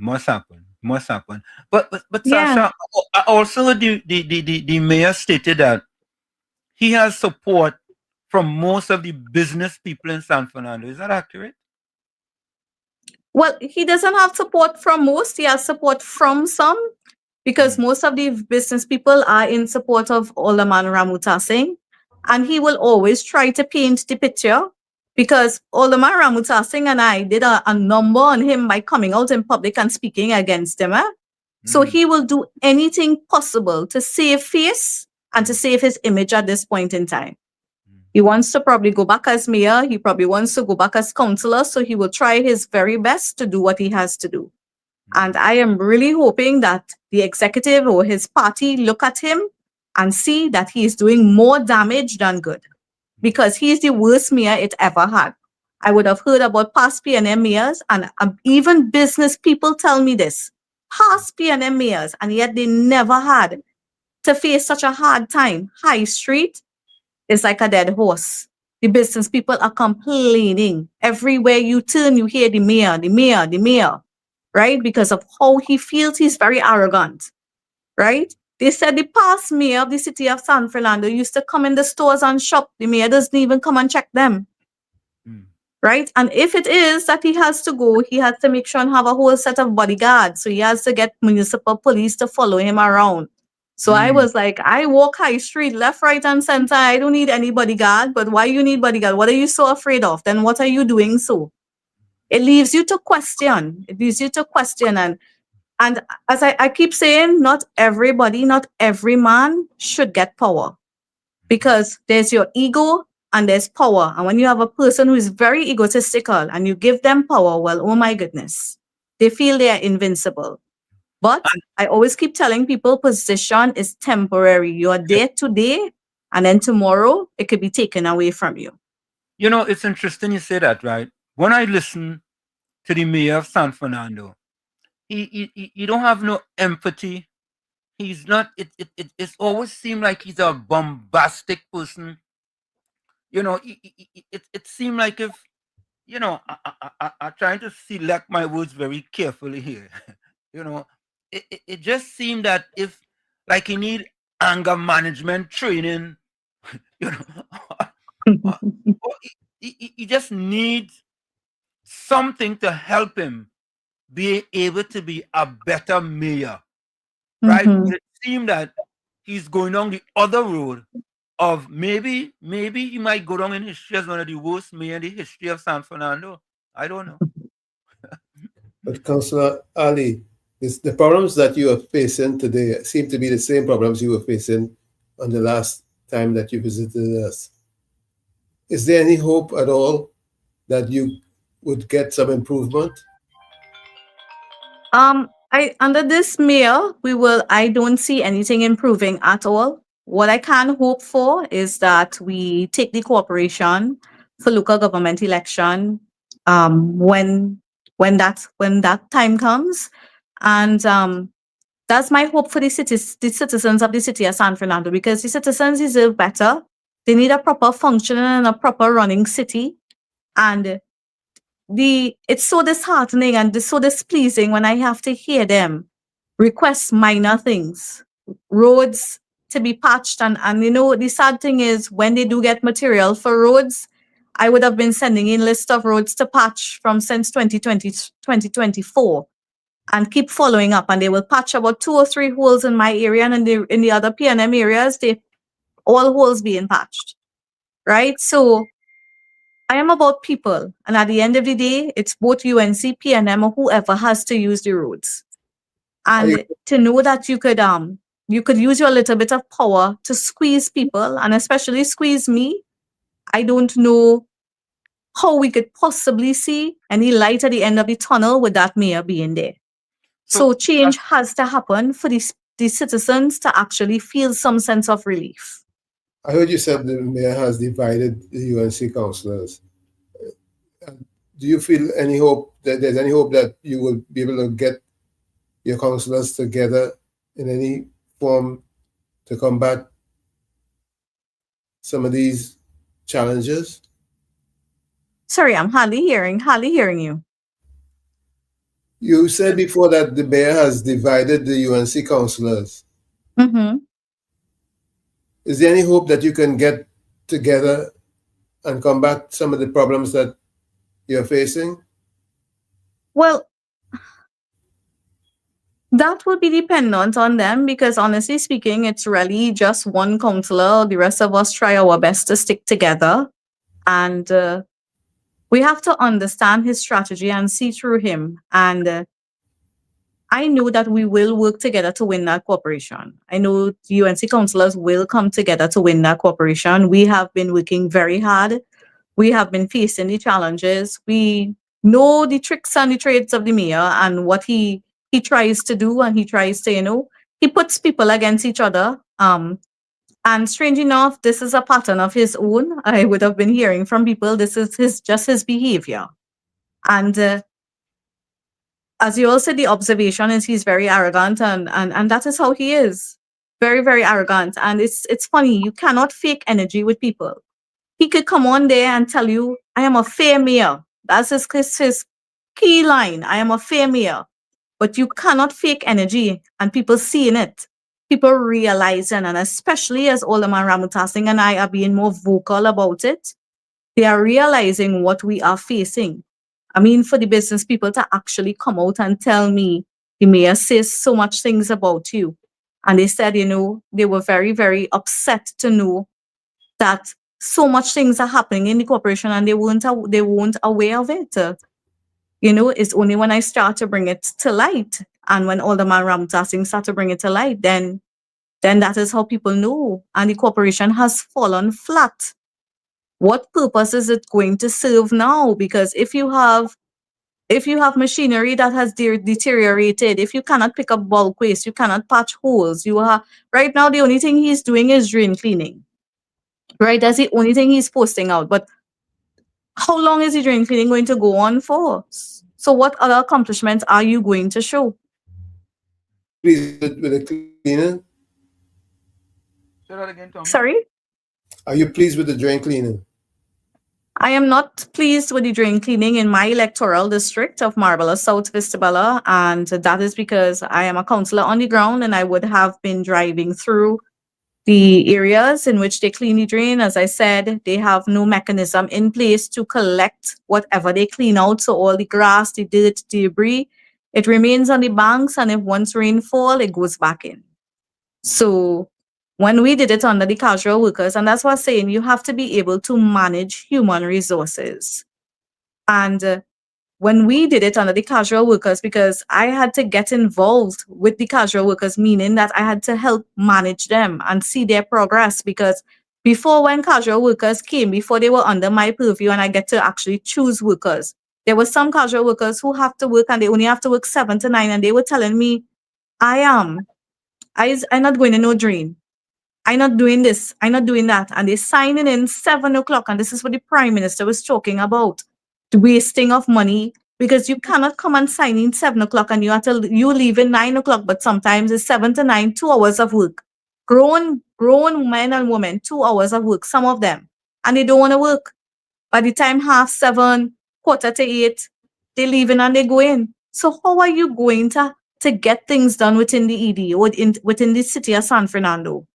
So I had to put a structure into place and tell them when I'm screening people to be put on the casual list, I had to screen them and tell them, listen, straight up, is either you want this or you don't want this. Is either you want to work because I have a duty and an electoral district to service. I have had big men cuss me, threaten to shoot me, threaten to come down where I live in. I telling you, I don't even let my son walk anywhere by himself. All because I didn't give them casual work. And that was because I gave them the opportunity to work a couple times and they're not working. So how can I give you work? I don't understand it. They expected that, they just sign in because of the poor work culture. And this is what we are seeing in the San Fernando City Corporation, that poor work culture, and that has to revamp, right? We have to go in there because when I speak about human resources, do you know that there's committees in the city corporation? We have committee meetings at different committees. There's committee for public health. And you call that a standing committee, and there's committee for infrastructure. There's a committee for human resources, and there's a chairman of the committee. And the chairman of the committee is supposed to ensure that the human resources are working accordingly and for the benefit of the organization and the city of San Fernando. And yes, I understand workers are disenchanted in the city corporation. Workers saying they have no tools, they have no PPE, so they are disenchanted too. But then there are some of them who are just not performing. And those are the ones that you need to weed out, because then we are wasting funds. You cannot put a person to work, and if a person getting 230 a day and it's 10 days, that's what, 2300 by 10, and then after, if you check that by 20 people who doing that same action, how much money are we losing? They are not being efficient and effective. So all these things, the CEO, who again is the head of the organization, supposed to put in play, and their supervisors who will tell me they are trying to discipline these employees. And they could get a call from one of either side, the mayor or the CEO side. Don't bother to don't do them that. Don't do this. Forget that. And how you expect a supervisor to manage? So it has fallen flat. The human resources aspect, the equipment, the machinery, I am telling you, every time I have to go to council, I keep saying that. I get up at 5 a.m., go down on my knees and pray, and I feel like I go to war with that mayor. I feel like I am going to war with him. And in the process, I have to remember to ask God not to lose myself and to always remain respectful in chambers and not to actually come out or jump out or something, because he will provoke you. He's very good at that. But I mean, coming from an HRIR background, dealing with unions, you know how to manage and how to, let people get under your skin. But it's not easy. But I see better days coming once the UNC holds that cooperation. I can see us working together to revamp and to make the city lively again, to make high streets and surroundings lively again. And I'm telling you, I don't know who is the business people, and not that I don't know, it's just a couple of them who would probably support him, but there are a lot of other small businesses who are feeling the squeeze on high street. And he is not understanding that this, and I understand they say he told me that at a time, no vending, but everybody deserves a place. Yes, there are laws, but as a mayor, you have to figure it out. You have to look at all the stakeholders involved and find a space for everyone to prosper and to grow. So I don't know. I feel sometimes a child could do a better job than what he is doing.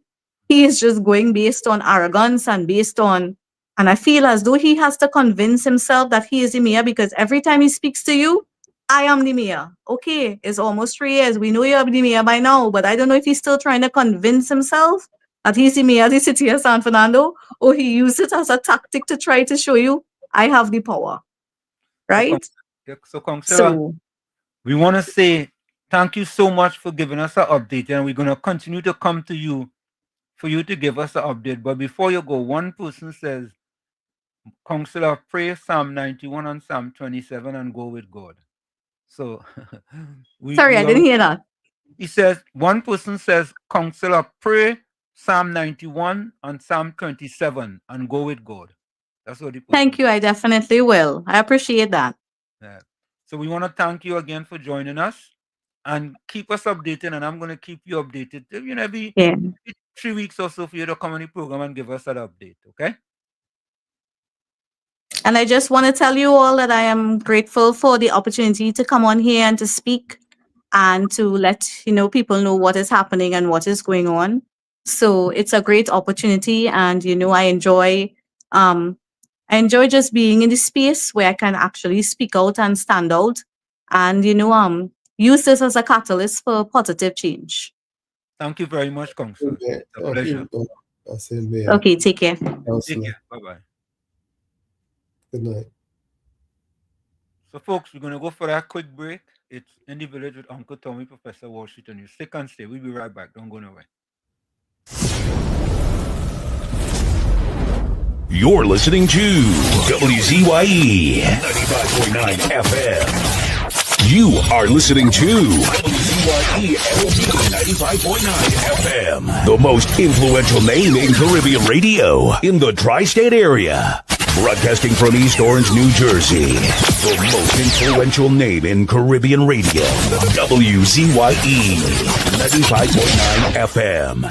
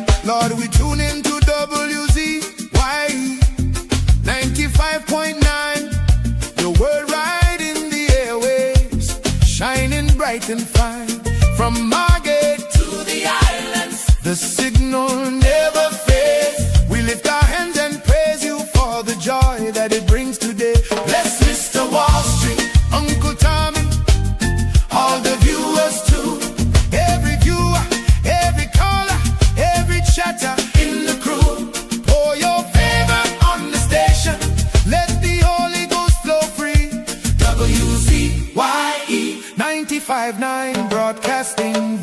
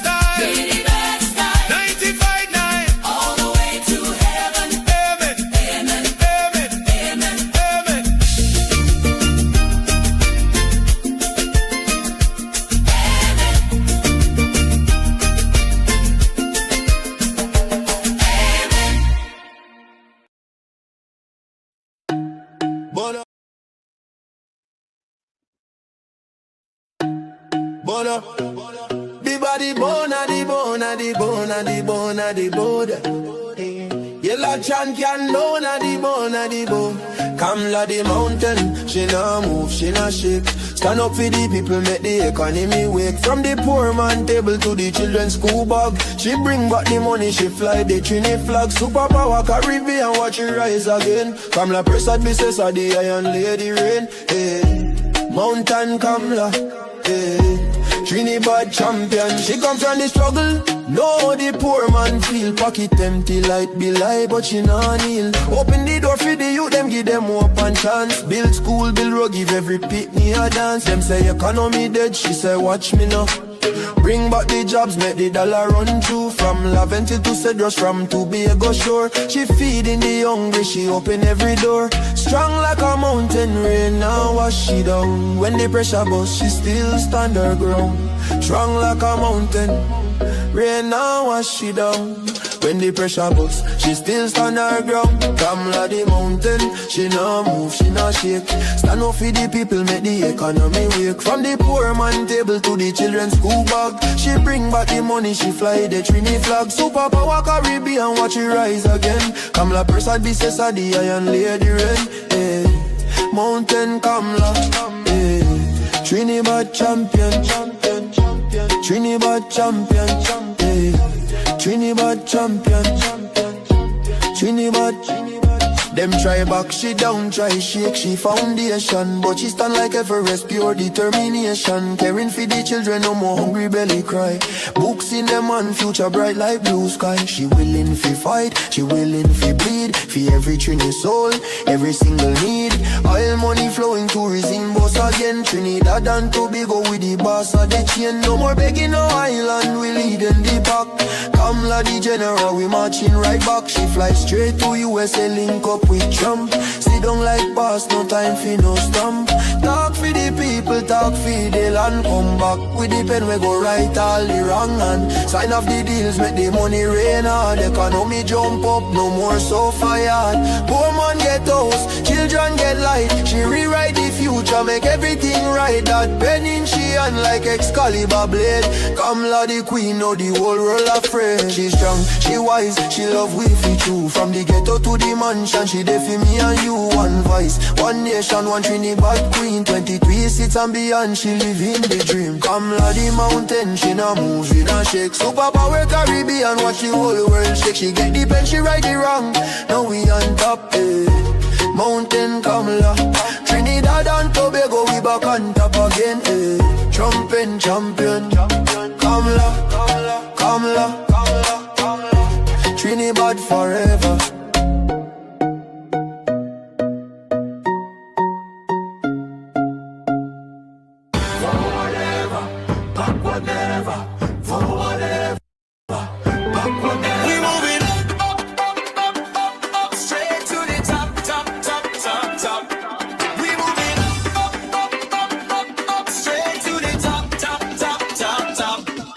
Days are coming. Better days are coming. Better days ahead.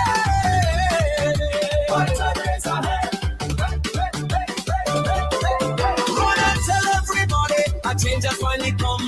We fix it TNT. You and see his love. Run and tell everybody the work has just begun.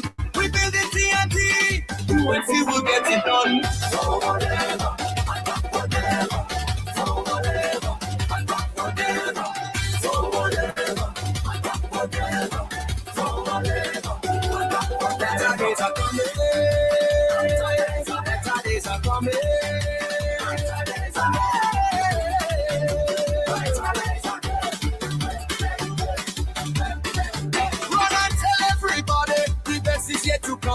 Shaping TNT, you and see his love. Run and tell everybody, together we are one. We grow in TNT, you and see will get rid of it. Up, straight to the top. We're moving up, straight to the top. Better days are coming. Better days are coming.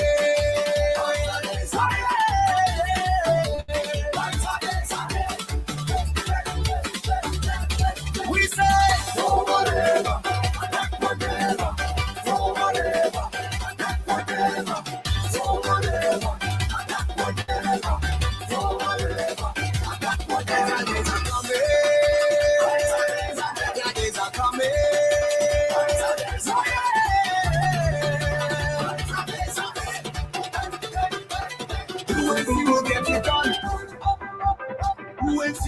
begun. UNC for everyone. UNC is love.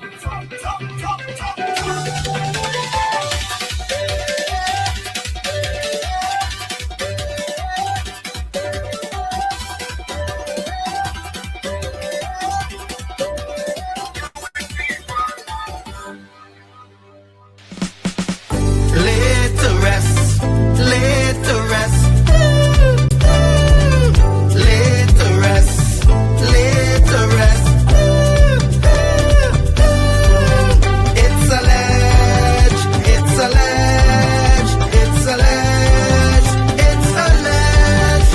Hey, tell them Kamala say, PNM dead. Petrochem workers say, the party dead, dead, dead. Bubba billions missing from the treasury. Corruption with taxpayers' money. The end is here. Security. PNM dead. Hey, tell them Munilal say. PNM dead. Even the 1% say. The party dead, dead, dead. They support us mourning and crying. Funeral arrangements they making. The DMO leaving. PNM dead. Condolences to the Balize. SIEP. No more pale pale. The rising sun is ready to govern Trinidad and Tobago for a brighter tomorrow. One, restart the economy. Two, health sector immediate victory. Abolish crime, put sports on the front line. Oh, every pipe must have water. Five, roads smooth as six. Provide people with work. UNC ain't making jokes. Tell them drilling say, PNM dead. Social media say, the party dead, dead, dead. The registered party members in pain. Scarborough to put a spin. Inside sources say, PNM dead. Tell them Arnold say, PNM dead. Police, army and prison say, the party dead, dead, dead. Election night flambeau burning steady. The casket was on the hearse ready. Read the red eulogy. PNM dead, dead, dead. Tell them Kamala say, PNM dead. Some of the members say, the party dead, dead, dead. When the carrot come leaders hear what's up. Seems like not one of them was in shock. Put them in one big box. PNM dead. Tell them Munilal say, PNM dead. Teachers, doctors and nurses say, the party dead, dead, dead. All the bad investments and fellas make. Investors not coming for the work. No more ice cream and cake. PNM dead, dead, dead. The red party showed no empathy for 18 babies and pipeline families. They so heartless, citizens in distress. The country in a crisis, SOE and still lawless. One, UNC on a mission. Two, to correct the school system. Three, end poverty and clean up TNT. Four, speed up the housing process. Five, lower taxes. Six, revamp we energy. Bring back the oil refinery. Tell them Kamala say, PNM dead. Petrochem workers say, the party dead, dead, dead. Bubba billions missing from the treasury. Corruption with taxpayers' money. The end is here. Security. PNM dead. Hey, tell them Munilal say, PNM dead. Even the 1% say, the party dead, dead, dead. They support us mourning and crying. Funeral arrangements they making. The DMO leaving. PNM dead, dead, dead. Tell them drilling say, PNM dead. Social media say, the party dead, dead, dead. The registered party members in pain. Scarborough to put a spin. Inside sources say, PNM dead. Tell them Arnold say, PNM dead. Police, army and prison say, the party dead, dead, dead.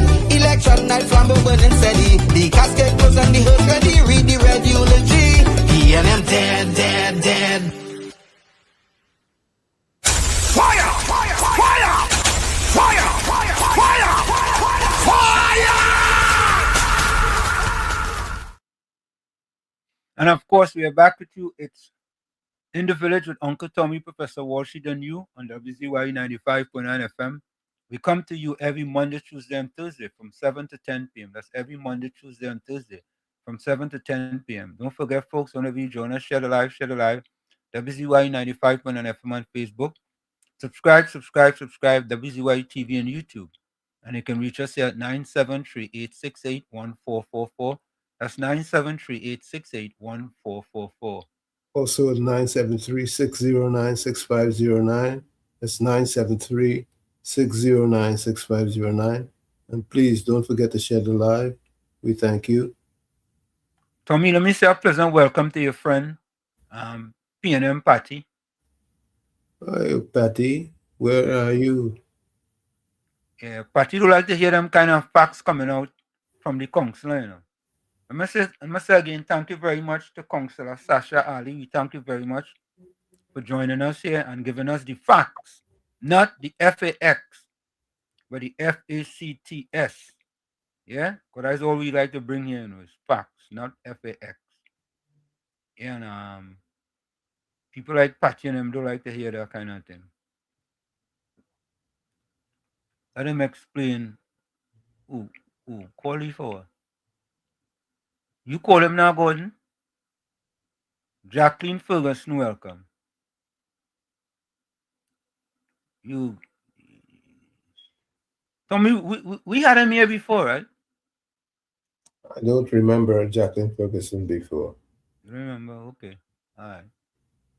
So, folks, there was so much going on, Tommy, this weekend, Mother's Day weekend. So much.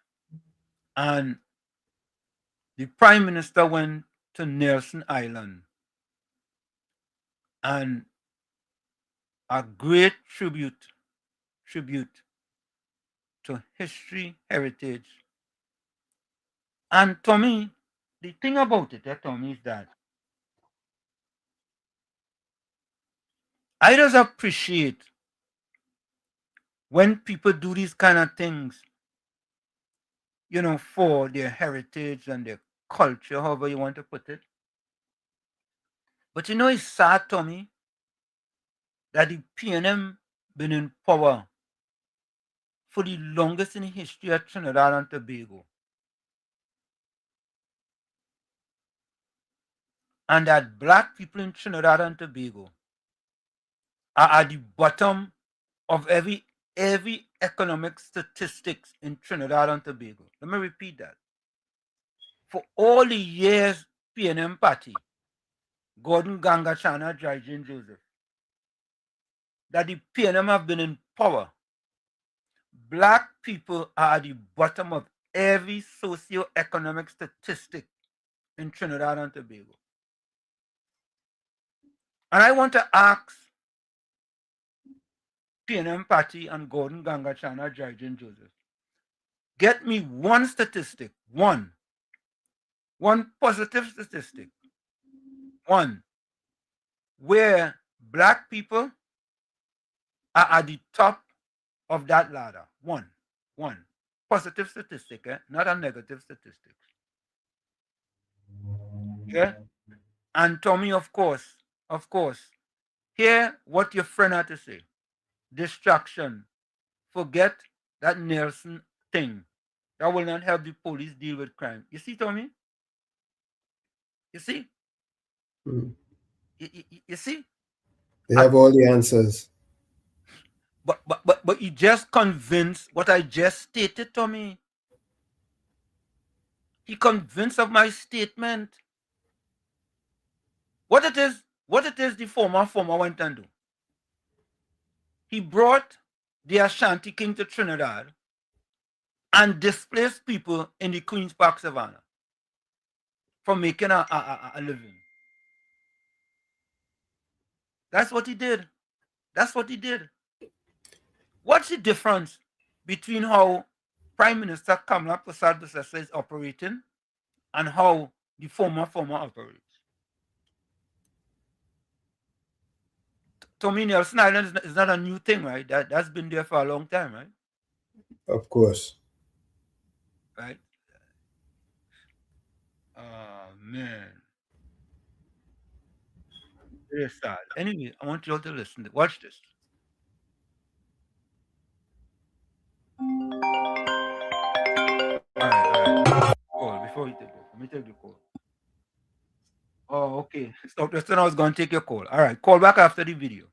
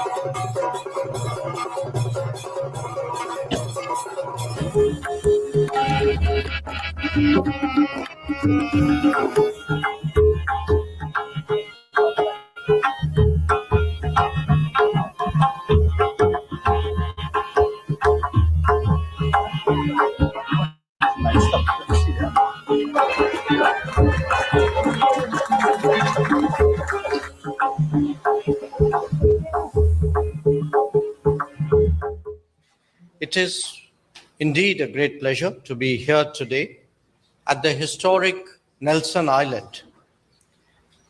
And it is here that the first step in history of India and Trinidad and Tobago was written 180 years ago.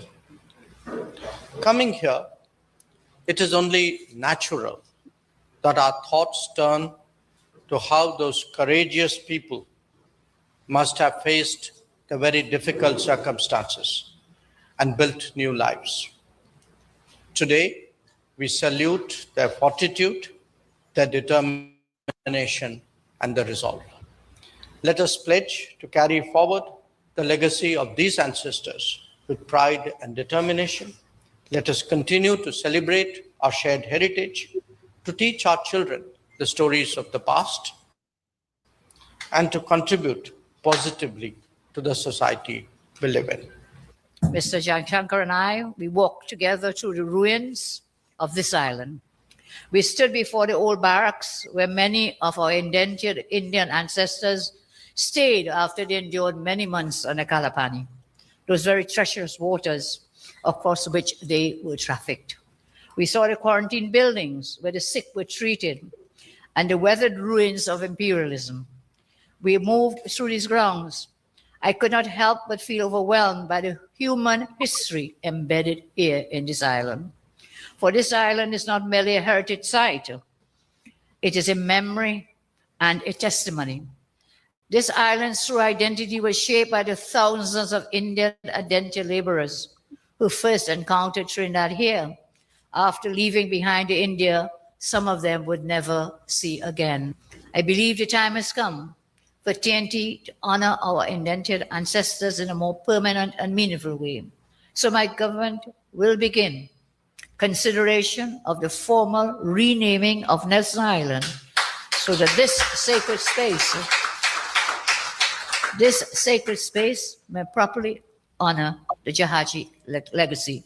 In closing, Sri Jaishankar, I sincerely thank you for your visit and the kindness and respect you have shown to the people of Trinidad and Tobago. May this island forever remind us that whilst colonialism once divided our ancestors through slavery, indentureship, and trafficking history, humanity and freedom have reunited the descendants. Tommy, Yes, sir. For all the years of the PNM in power, have we ever had, Tommy, anything? Tommy, remind me, I'm depending on you here. Have we ever had anything like that, Tommy, to remind us of our history as Black people in Trinidad and Tobago? Negative. Tommy, you sure? I would have remembered. Tommy, but that's sad. That's sad. That's sad. So what was their purpose, Tommy? What was their purpose? Nothing about our history, Tommy? All we get is Christopher Columbus, Sir Walter Raleigh, and Sir Francis Drake, Tommy? That's what we get? Tommy, don't forget what Dr. Williams did to Kwame Ture. Of course, I'll never forget. That? That's a PNM government, you know. Don't forget the Black Power movement, Tommy, by Makandal Dada. That was under which government, Tommy? The Red.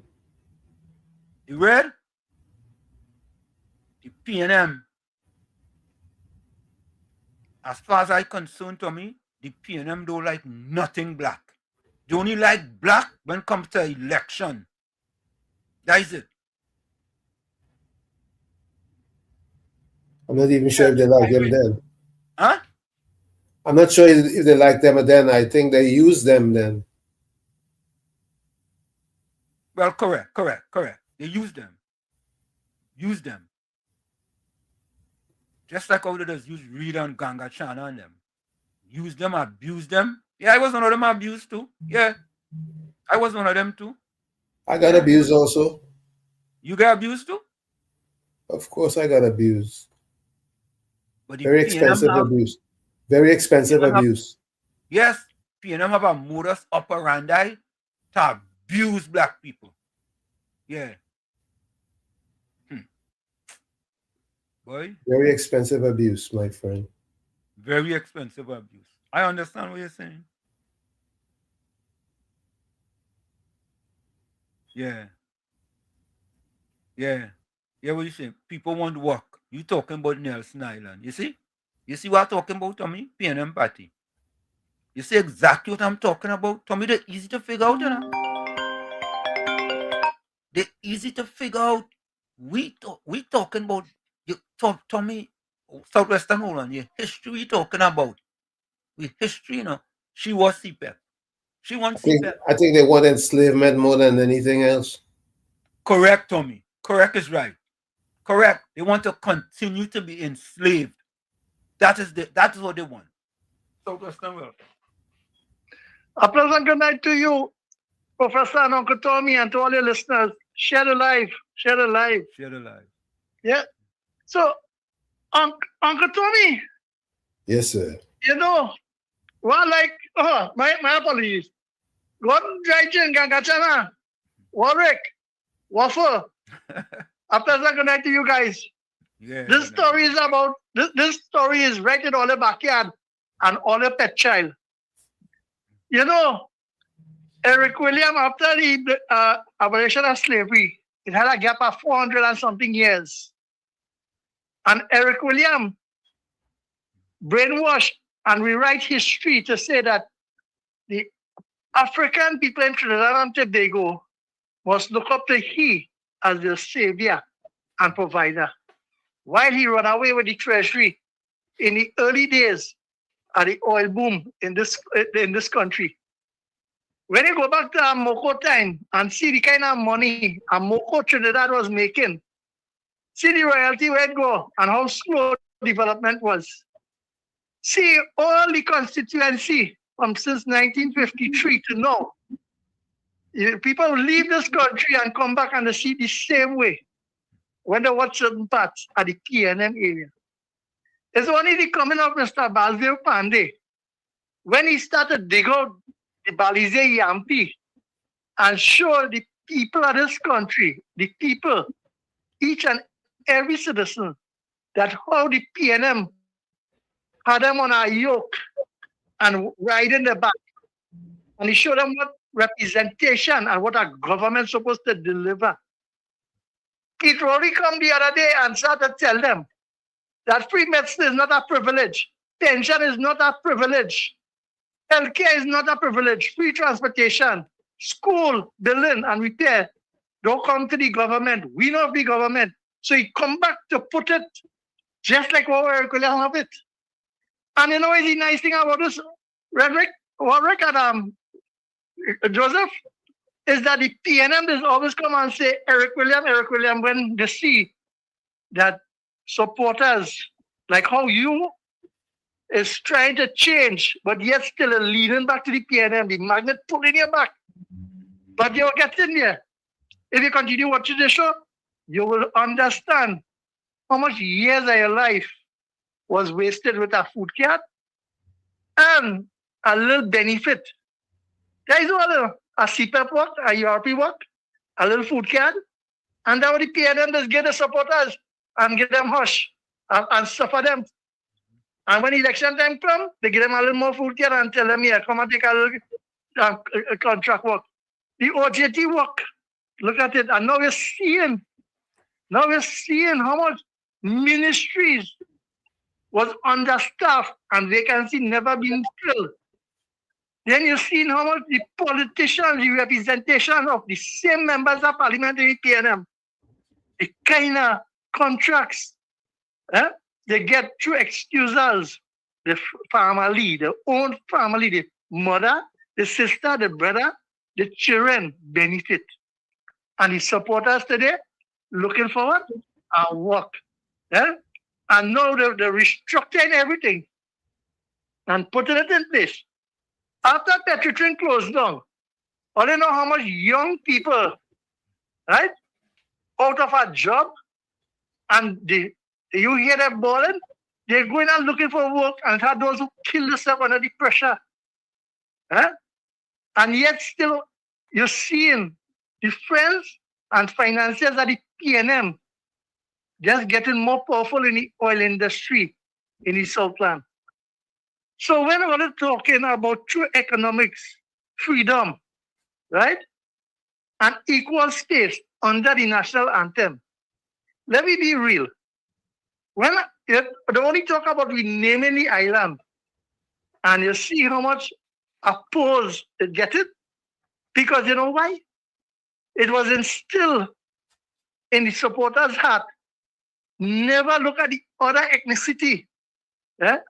And one person you forget, Professor, is Churaya Boss Butler, Comrade Butler, in the oil field, when he fight for workers and he fight the expatriates. And that fight continue in working, and the PNM never in the working class. So that's what you have on as when you go back in the 1847 and the 1700s, when the Portuguese started to take up people from Africa for cheap labor, right? See, in modern times already PNM, it doesn't exist. So you have just a plate of food and no way to call home. After that, good night, Uncle Tommy and Professor. Thank you. Uncle Tommy, am I getting call yet? Not yet. Thank you.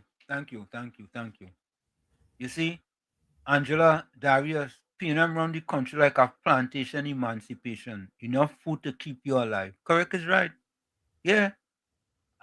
Tommy, I never forget, Up in Chumaka Clavantil, 10 days, boy. My mother was a water carrier, right?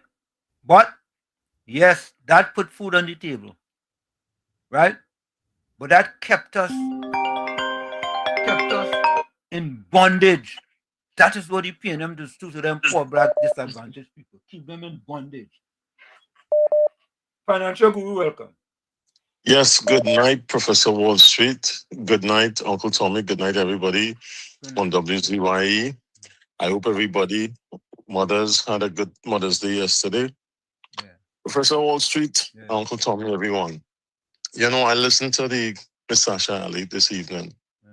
And it's just sad when you look at the state of the country and the kind of work that we as Trinbagonians who believe in reshaping this country still believes, there are still people who believe that the PNM will be the savior.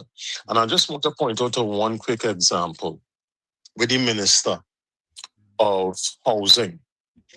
There is a big issue right now where you look at the former HDC under the auspices of Noel Garcia and Penelope Beckles, who was the opposition leader, and Camille Robertson Regis.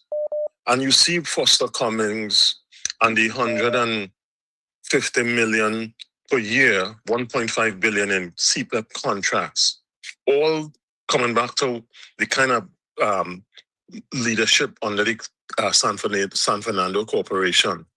Here it is.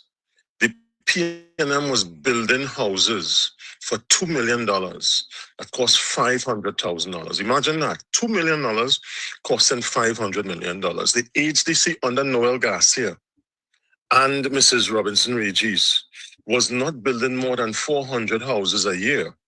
And here it is, the UNC, using the OPR, is trying to build 3.5 billion or 3.4 billion worth of houses with all government money through this public-private partnership. The OPR is regulating and making sure that people like Emily Elias, who was Dr. Rowley's, and I'm calling out Mr. Elias. I have nothing against the gentleman, but these guys have benefited time and time again from Amplia when he was the chairman, when he paid $215 million for a piece of communication company that is worth only about $20 million.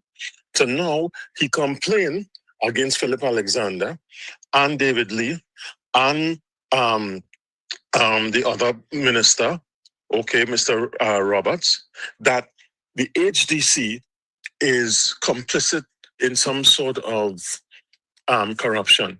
It went to the OPR, nothing happened. And here it is again. Now we have Mark Bassad making some allegation against the minister or some HDC official, allegedly, about the $3.4 billion. And if people don't realize that everything that the PNM has touched for the last 10 years, especially under Dr. Rowley and Colin Imbert, and that same leader called Mrs. Beckles, who has not done nothing with regards. Remember what I told you, Uncle Tommy and Professor Wall Street, that nothing will come of John Bates and Faris Alrari. I believe nothing will happen because, as I said, somebody influenced Mrs. Bates to do that for Terrence D.L. Singh. So I want to leave with this. This country will never change unless people realize it's about country first. It's not about PNM. It's not being black. It's not being Indian. It's not being Syrian. It is about doing the right thing and calling people out for what they've done. And the PNM and that minister, that same mayor, he has to be answered. Somebody should be checking the mayor up on what he's doing. The $67,000 that they talk about for smokes and drinks coming after 2 years to ratify it. That is not right. That same mayor, was he involved with the person who got killed? That for the Cycling Federation? That there should have been no cycling there. These are the kind of things that people have to point out with Skinner Park being paid $150 million for a stadium that cannot even hold a football match, nor a proper cycling federation game. This is the problem with the PNM, and people have to wake up. People like, I'm not going to call people names out, but people have to realize that the job that Mrs. Prasad Bissessar and her team has to do, whether they like her or not, is based on the nonsense and the kind of stuff that the PNM has done under the auspices of Dr. Keith Rowley, Colin Imbert, and Stuart Young. Professor Wall Street, Uncle Tommy, have a good night. That mayor needs to answer. Ms. Sasha Ali and Mr. Ramutar Singh, continue to what you have to do, and hopefully, when the election bell is called, he will be removed. Right? The PNM has not done justice to this country, and whether people like it or not, and they won't call me financial guru, a slave to the UNC or whatever. I don't really care. I care about the country first, Professor Wall Street. You care about the country first. Uncle Tommy, you care about the country first. A lot of us care about the country first. We want proper governance and results going forward. Have a good night, Uncle Tommy. Have a good night, Professor Wall Street. Have a good night, everyone at WZYE. Have a good night. Bye. Thank you. Thanks for the call. You understand? And PNM Party and Gordon Gangashana driving Joseph. Or they just learn from the financial group. Or they just learn. Or they could say what they want. Or they just learn. Beulah, welcome. Hi, good night. Good night. Good night, Beulah. Yeah, I load on the volume. Good night. Well said to the guy financial group. Just now there. Yeah. I want to tell Miss Ai and Miss Ramuta Singh to hold the fort, stand tall, stand strong. Yep. And that man, he's afraid of both of you. That is why he acting like that. You all have the power in your hands, and eventually he's going to be removed from there. And all that ignorance, he will have to take it up and go with it. Right? And eventually the police is going to storm that man's office, Yeah, that's storm it, because right now, all this is in the airwaves. and they keeping tabs on him. And my every spirit tell me they keeping tabs on that mayor of San Fernando. And before I go, I just want to ask you something. How come I hear the guy just say nothing ever come out from Forrest and Bates is you, right? Something had to come out there, you know, because they cannot remain opposition senators, you know, because this country go downhill if Miss Kamala Prasad Bissessa and the Attorney General them don't put on the foot and fight the fight with good faith, right? And remove Faris Al-Wari and Bates from there because they cannot enter any commission of inquiries again. They have ruined everything, and they cannot be in no inquiries. And I'm saying that without apology. They cannot be in any inquiries. They cannot be in any government meetings or anything like that. They are not to be trusted. They have breached the laws of this land and the laws of Parliament, and they have to be removed.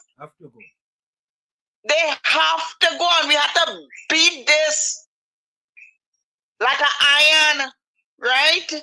They have to go. And I hate when people say they're going to remain there. And Patricia Reed and Gordon and all of them who standing up for wrongdoing. And them call themselves church people. They only fooling themselves because the Bible that they read and the Bible that I reading is two different Bibles, you know. Right? Thank you, Bula.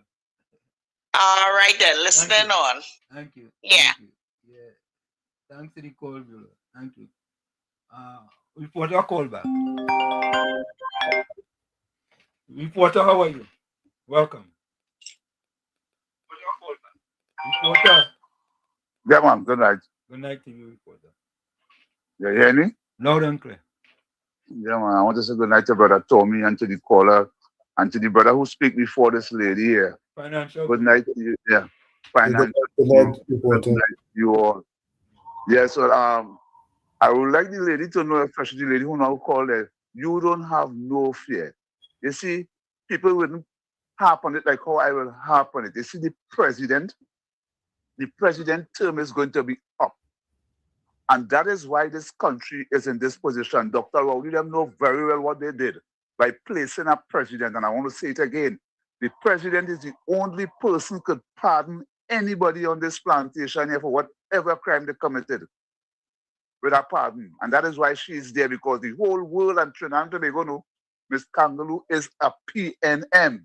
We know that.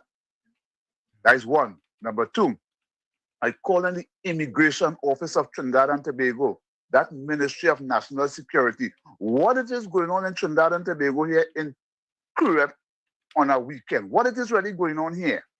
Brother Wall Street, you're not here right now. I know you're outside. Now you see this flock of Venezuelan in this country here, the amount of them here, it looks like they have more Venezuelan here than Trinidadian right now, you know.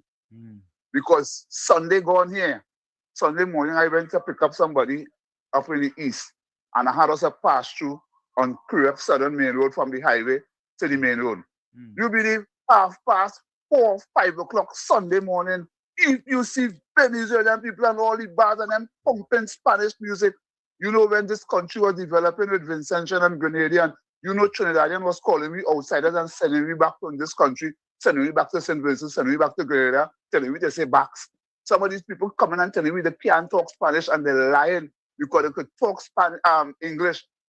They are speaking English, but they're just telling me the Trinidadian they can't talk English. No English, no English. If you can't talk English, why are you here so long? And I call on the authorities, I call on the Ministry of National Security, the immigration people, lessen up this country with these people. Let me see if we could fix this country. This country have a problem right now that we have to fix this country. I don't want to take too much time. I don't want to take too much time, but look into these two areas, the president term and these Spanish people. Those who come to work and you grant them and stay, we have no problem with that. But the influx is too much people are like that here. Good night, Trinidad and Tobago. Lockdown. Thank you. Thank you, reporter. I mean, reporter singing real good these days, boy. I ain't gonna lie, yeah. Reporter, let me congratulate you, man. You're finding yourself again, reporter. I like that. I like that, Tommy. Reporter finding himself again, man. You're reporter, man. Go ahead, man. But folks, I want you all to listen to this, yeah. And folks, put your closing comments in the chat, send your closing voice note and your closing quotes. Listen to this. Listen to this. Right? Only forget the PNM, get rid of this. But listen to this, Tommy. A message from Prime Minister Kamla Persad-Bissessar. Several key memoranda of understanding were signed between Trinidad and Tobago and India, alongside the official handover of 2,000 laptops by 2,000 laptops. 2,000 laptops. 2,000. 2,000.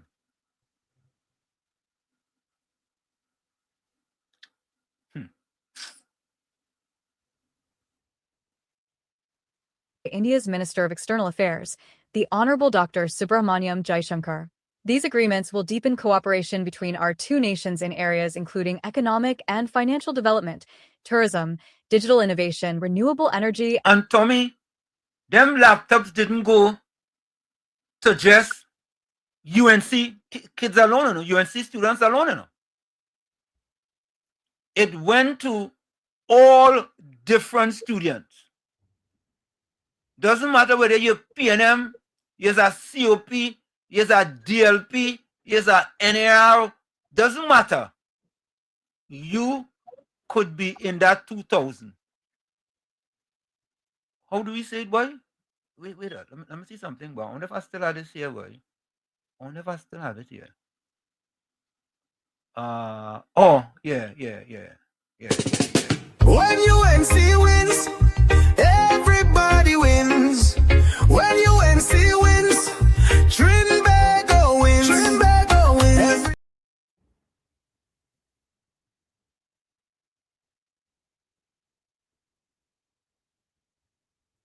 Winning.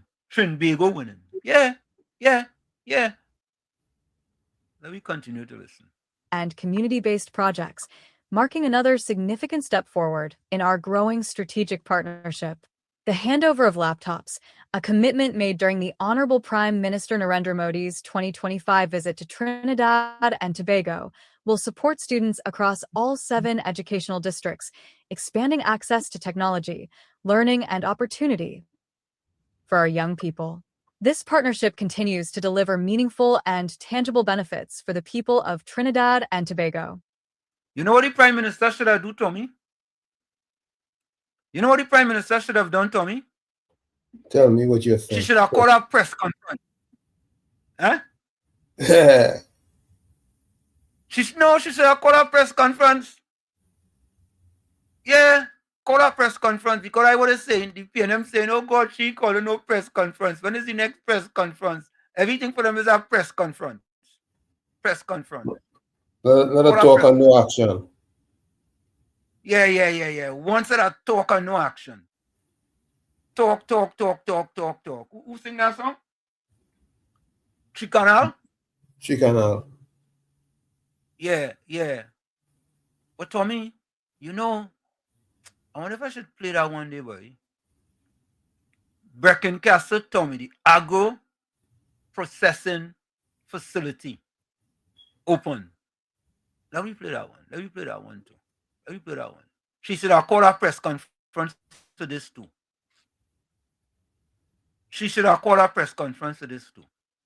Patty, Patty, she should have called a press conference to this, Tommy.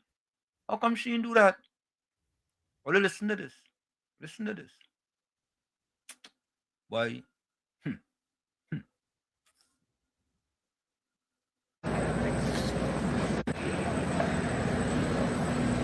Castle agro processing. Oh, you know, Tommy, I hear the PNM want to take credit for this too, you know.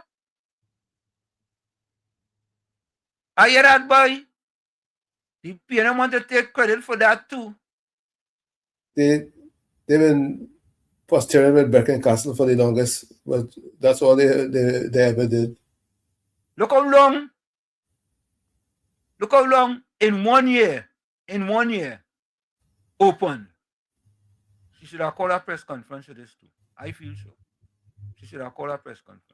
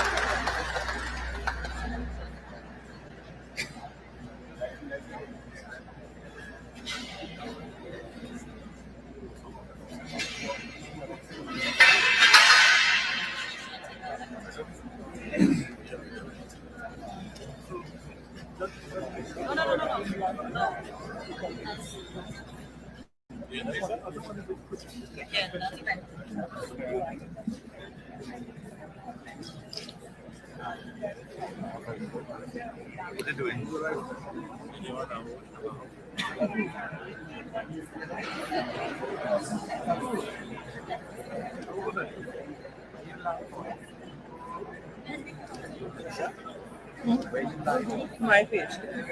What?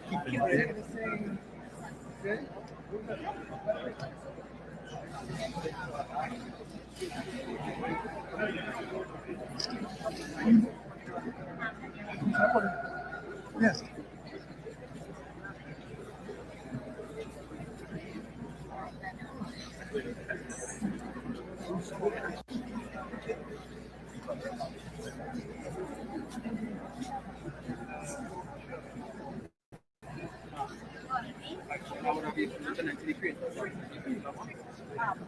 One in a circle, two pies in circles, and the extra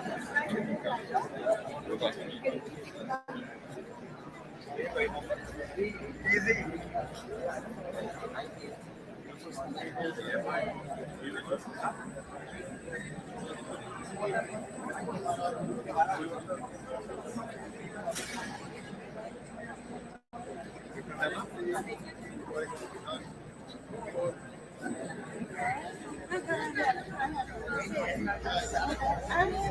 Yeah. You went there? That's clear.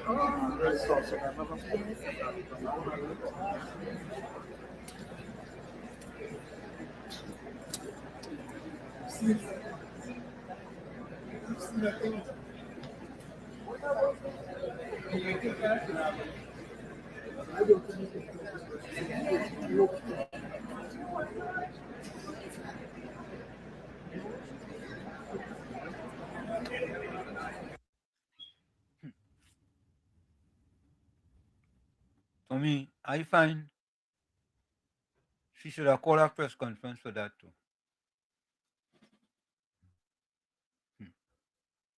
She should have called a press conference for that time. Because all the PNM wanted to do is to call press conference. That is it. Tom, you see how much things happen in Trinidad and Tobago, boy? Absolutely. You see how many things happening?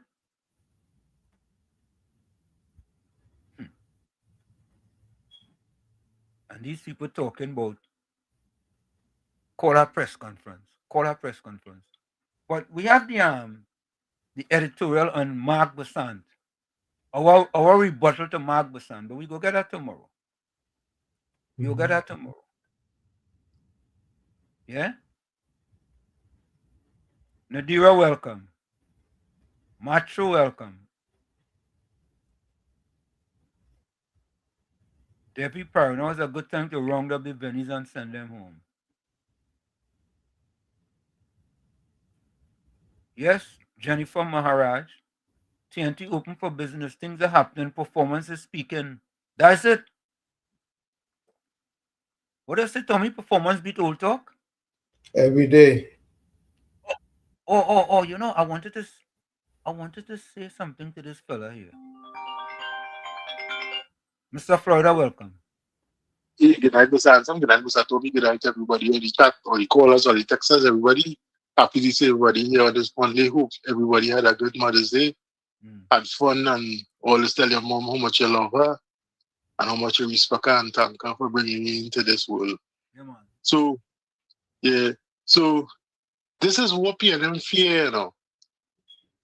These businesses that I'm coming to open here, and in order for you to get a job, you have to be educated.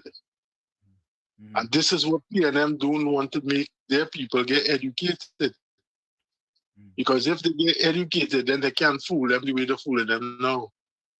So if they keep the CPEP and they keep the URP and keep these small money jobs, this is what they have them for the future. But what UNC is trying to do is trying to make a country that is progressive, a country that is diverse. And in order to be able to keep up in the market, you have to be educated and you must go to your 5 years of secondary school and at least come out with 5 subjects. And this is what PNM don't want. That's why they never finish none of the schools. Keep them down, do educate them, and have them at the stranglehold. Do be independent, be dependent. But people, I know your eyes opening, and we will make a change. All right, guys, look on this thing. Thank you, man. Thank you. Good night. Thank you. I'm going to play this voice note here. Brother Wall Street and Brother Tommy, good night again. My closing comments tonight. I'm calling on the young people of Trinidad and Tobago, especially in these hotspot area between Laventille, Belmont, Lady Young Road, Mova. I'm not going to call places like Sealot and them areas. You see, between the Belmont area, Mova area, Laventille area. Let me tell you all something, you young people. The crime that you all are playing with right now, I was right around all the time. I watch all from Dole Shady straight down to Naya, Kojo, Derek King, Alwyn King, Papa Willie, all these Badman and them, the Polo brothers. I watch all of them rise and fall. You see, this wrongs with all the here, brother. It ain't looking like you go have a nice landing, you know. And to you young ladies who supporting it and keeping us in that position in the community, I want to tell you all something tonight. You all have no class. You know why you have no class? How dare you dating a man who live in a borderline life? He can't go nowhere. You know what he will have to do to support you? He becomes a community banger. You'll have to kill for money. You see, I want to put it raw to you all because we intend to fix this thing. You know, this thing had a fix, you know. The last time we only fixed it, we had to ease up on the bullets because we called the late gladiator, Brother Maki, this is Brother Randu. We call for a seize on the bullets, but the border in this country stay open for so long under Dr. Rowley. And Dr. Rowley, I want to close by asking you a question. What transaction you had with these drug lords and them pertaining to salaries for the Parliament of Trinidad and Tobago in the last 4 years in your 9-year reign in office? Is your payment was to leave the borders open? Question. Again. Thank you. Thank you, reporter. We're going to take that break and we'll be right back. Second stay. It's in the village with Uncle Tommy, Professor Washington, and you. We'll be right back. Don't go nowhere.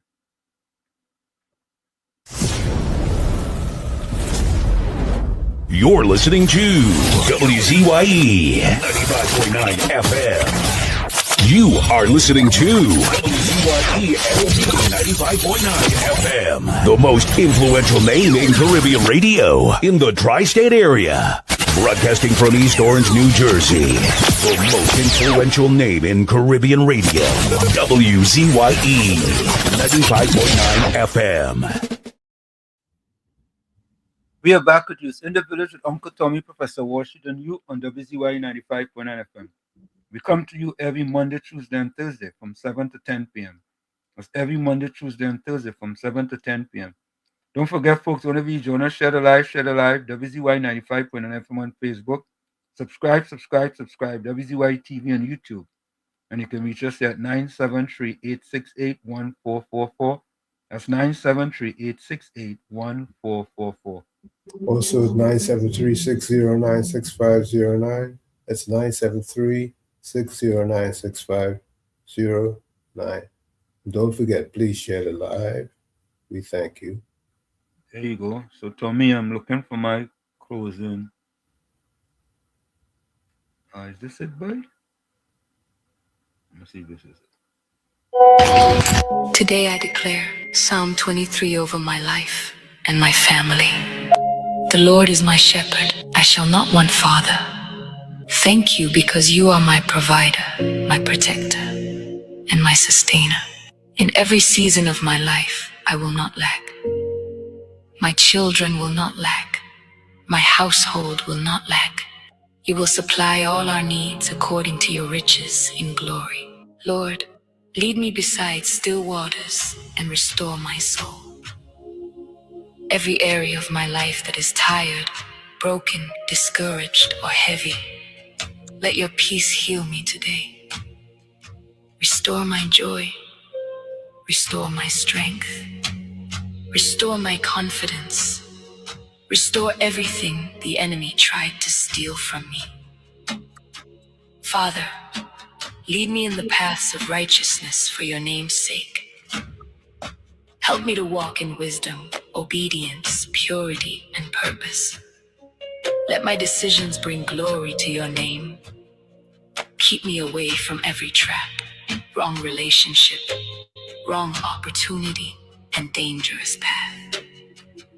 Even though I walk through the valley of the shadow of death, I will fear no evil, because you are with me, Lord.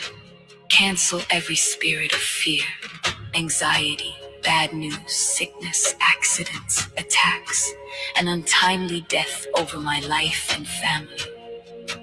Every arrow fired against us shall return back to the sender in Jesus' name. Your rod and your staff comfort me, Father. Guide me when I am confused. Correct me when I go astray. Let your presence surround me day and night.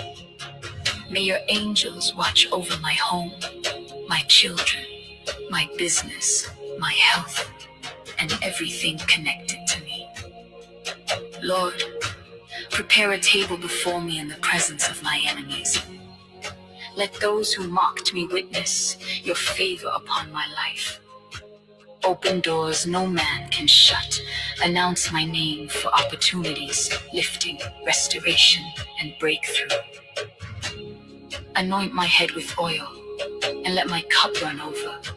I declare overflow in my finances, peace, health, wisdom, grace, and favor. Everywhere I go, let goodness and mercy speak for me. Surely, goodness and mercy shall follow me. All the days of my life I will dwell in the house of the Lord forever, Lord. Amen. Today I declare Psalm. From where I sit, this is it. The clock on the wall said that's all I'd like to say, but I've got to go. Remember, hard work beats talent when talent does not work hard. And for every 60 seconds of anger, you lose 1 minute of happiness. Remember, your circumstances may determine who you are, but you are responsible for who you become. Go ahead, Tommy. Cameron Diaz says, your regrets aren't what you did, but what you didn't do. So take every opportunity. Again, your regrets aren't what you did, but what you didn't do. So take every opportunity. Like I say, you're the man in the mirror. You have to become that change that you want to see.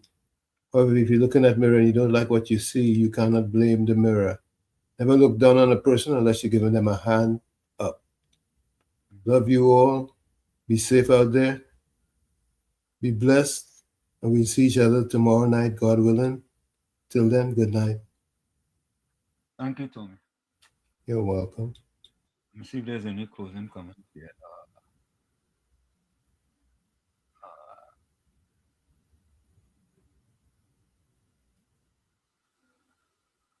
This is Gordon Gangachana Dryden closing comment. A song by his son. Well, my dads are great too, and I love you much. But nothing can match a mother's touch. Her gentle hugs are just enough to soothe when times get tough. I loved when she kissed my cuts and patched them up. Before she was done, the pain had stopped. I ain't sure how she did it. Finished my favorite meal in a matter of minutes, and I can almost taste the care that's in it. I sit back and stare sometimes when it's you in action. I see your passion. My wife, she is fashioned after you. Yeah, that's true. Bless that's you. I'm one who's gonna say to you 3 words. I love you. A lawyer, a doctor, that's a mother. A friend, protector, that's a mother. Affectionate supporter, that's a mother. Yeah, and I sure do love her. A teacher, counselor, that's a mother. A seamstress, soldier, that's a mother. Even a prayer warrior, that's a mother. Yes, and I sure do love her. Answer. So that is Gordon Gangachana, Jaijin Joseph's son. And that was his closing comment. Donna Alexander says, Gordon, blessed night to Professor Warshik and Katomi and all who are locked on.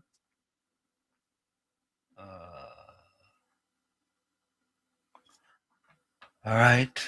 Let me go to the chat.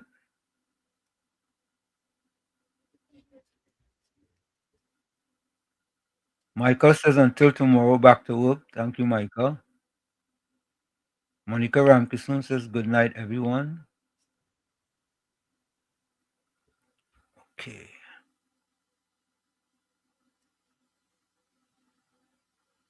Howlett says, Jay Howlett says, how can I blame the wind for the mess it made if it was me who opened the window? Okay.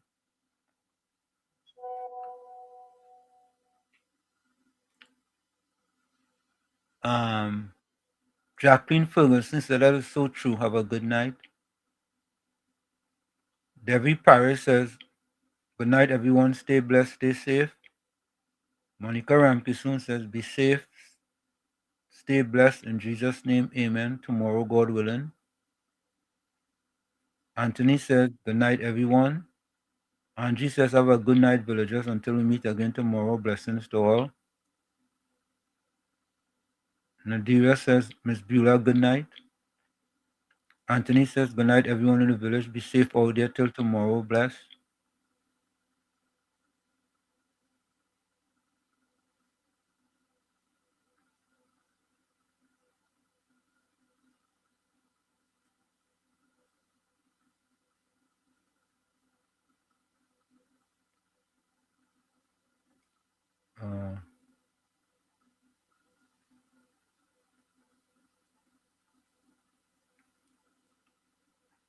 Michael Scotland said, I believe it's about generations to pay back at least 5 generations. Paul Legal says, have a blessed night, everyone. Until next one. Gordon Gangachana, Trajan Joseph says, to all mothers blessed. Folks, we are out of here. We see you tomorrow. Same WZYE time, same WZYE channel. And this is a new song here on Crime by Mr. Florida. We are outside. See you.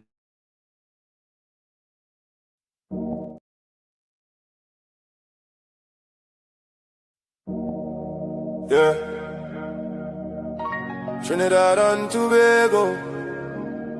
Crime mama, we here. There we go. Stop the crime.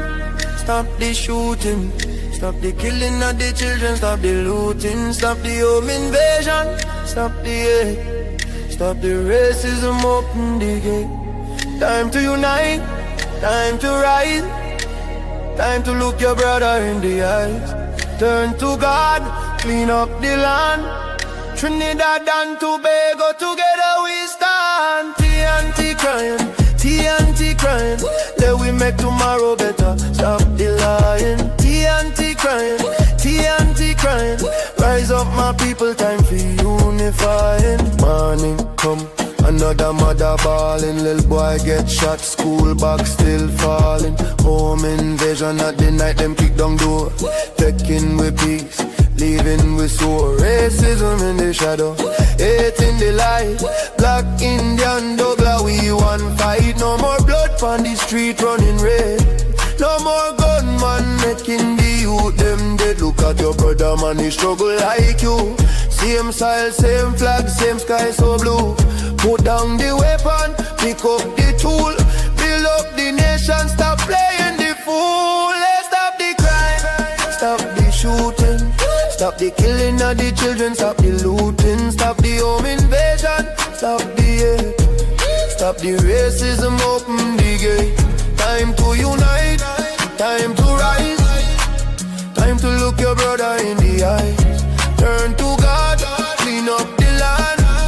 Trinidad and Tobago, together we stand. From Port of Spain to Tobago side, crime taking over, but we not. Police, community, church and school, all our we hands together break the rule of the fool. Mothers praying, fathers stand tall. You stop running with the gun and the ball. We want carnival joy, not funeral song. Let we heal the land where we belong. The country crying, rivers running pain, but faith and unity go bring the rain. Stop the hate, spread the love instead. Bring it to the bone, till we dead. Time to rise, time to rise, time to unite, unite. Time to God, time to God. Clean up the land tonight. No more blood, no more tears, no more children living in fear.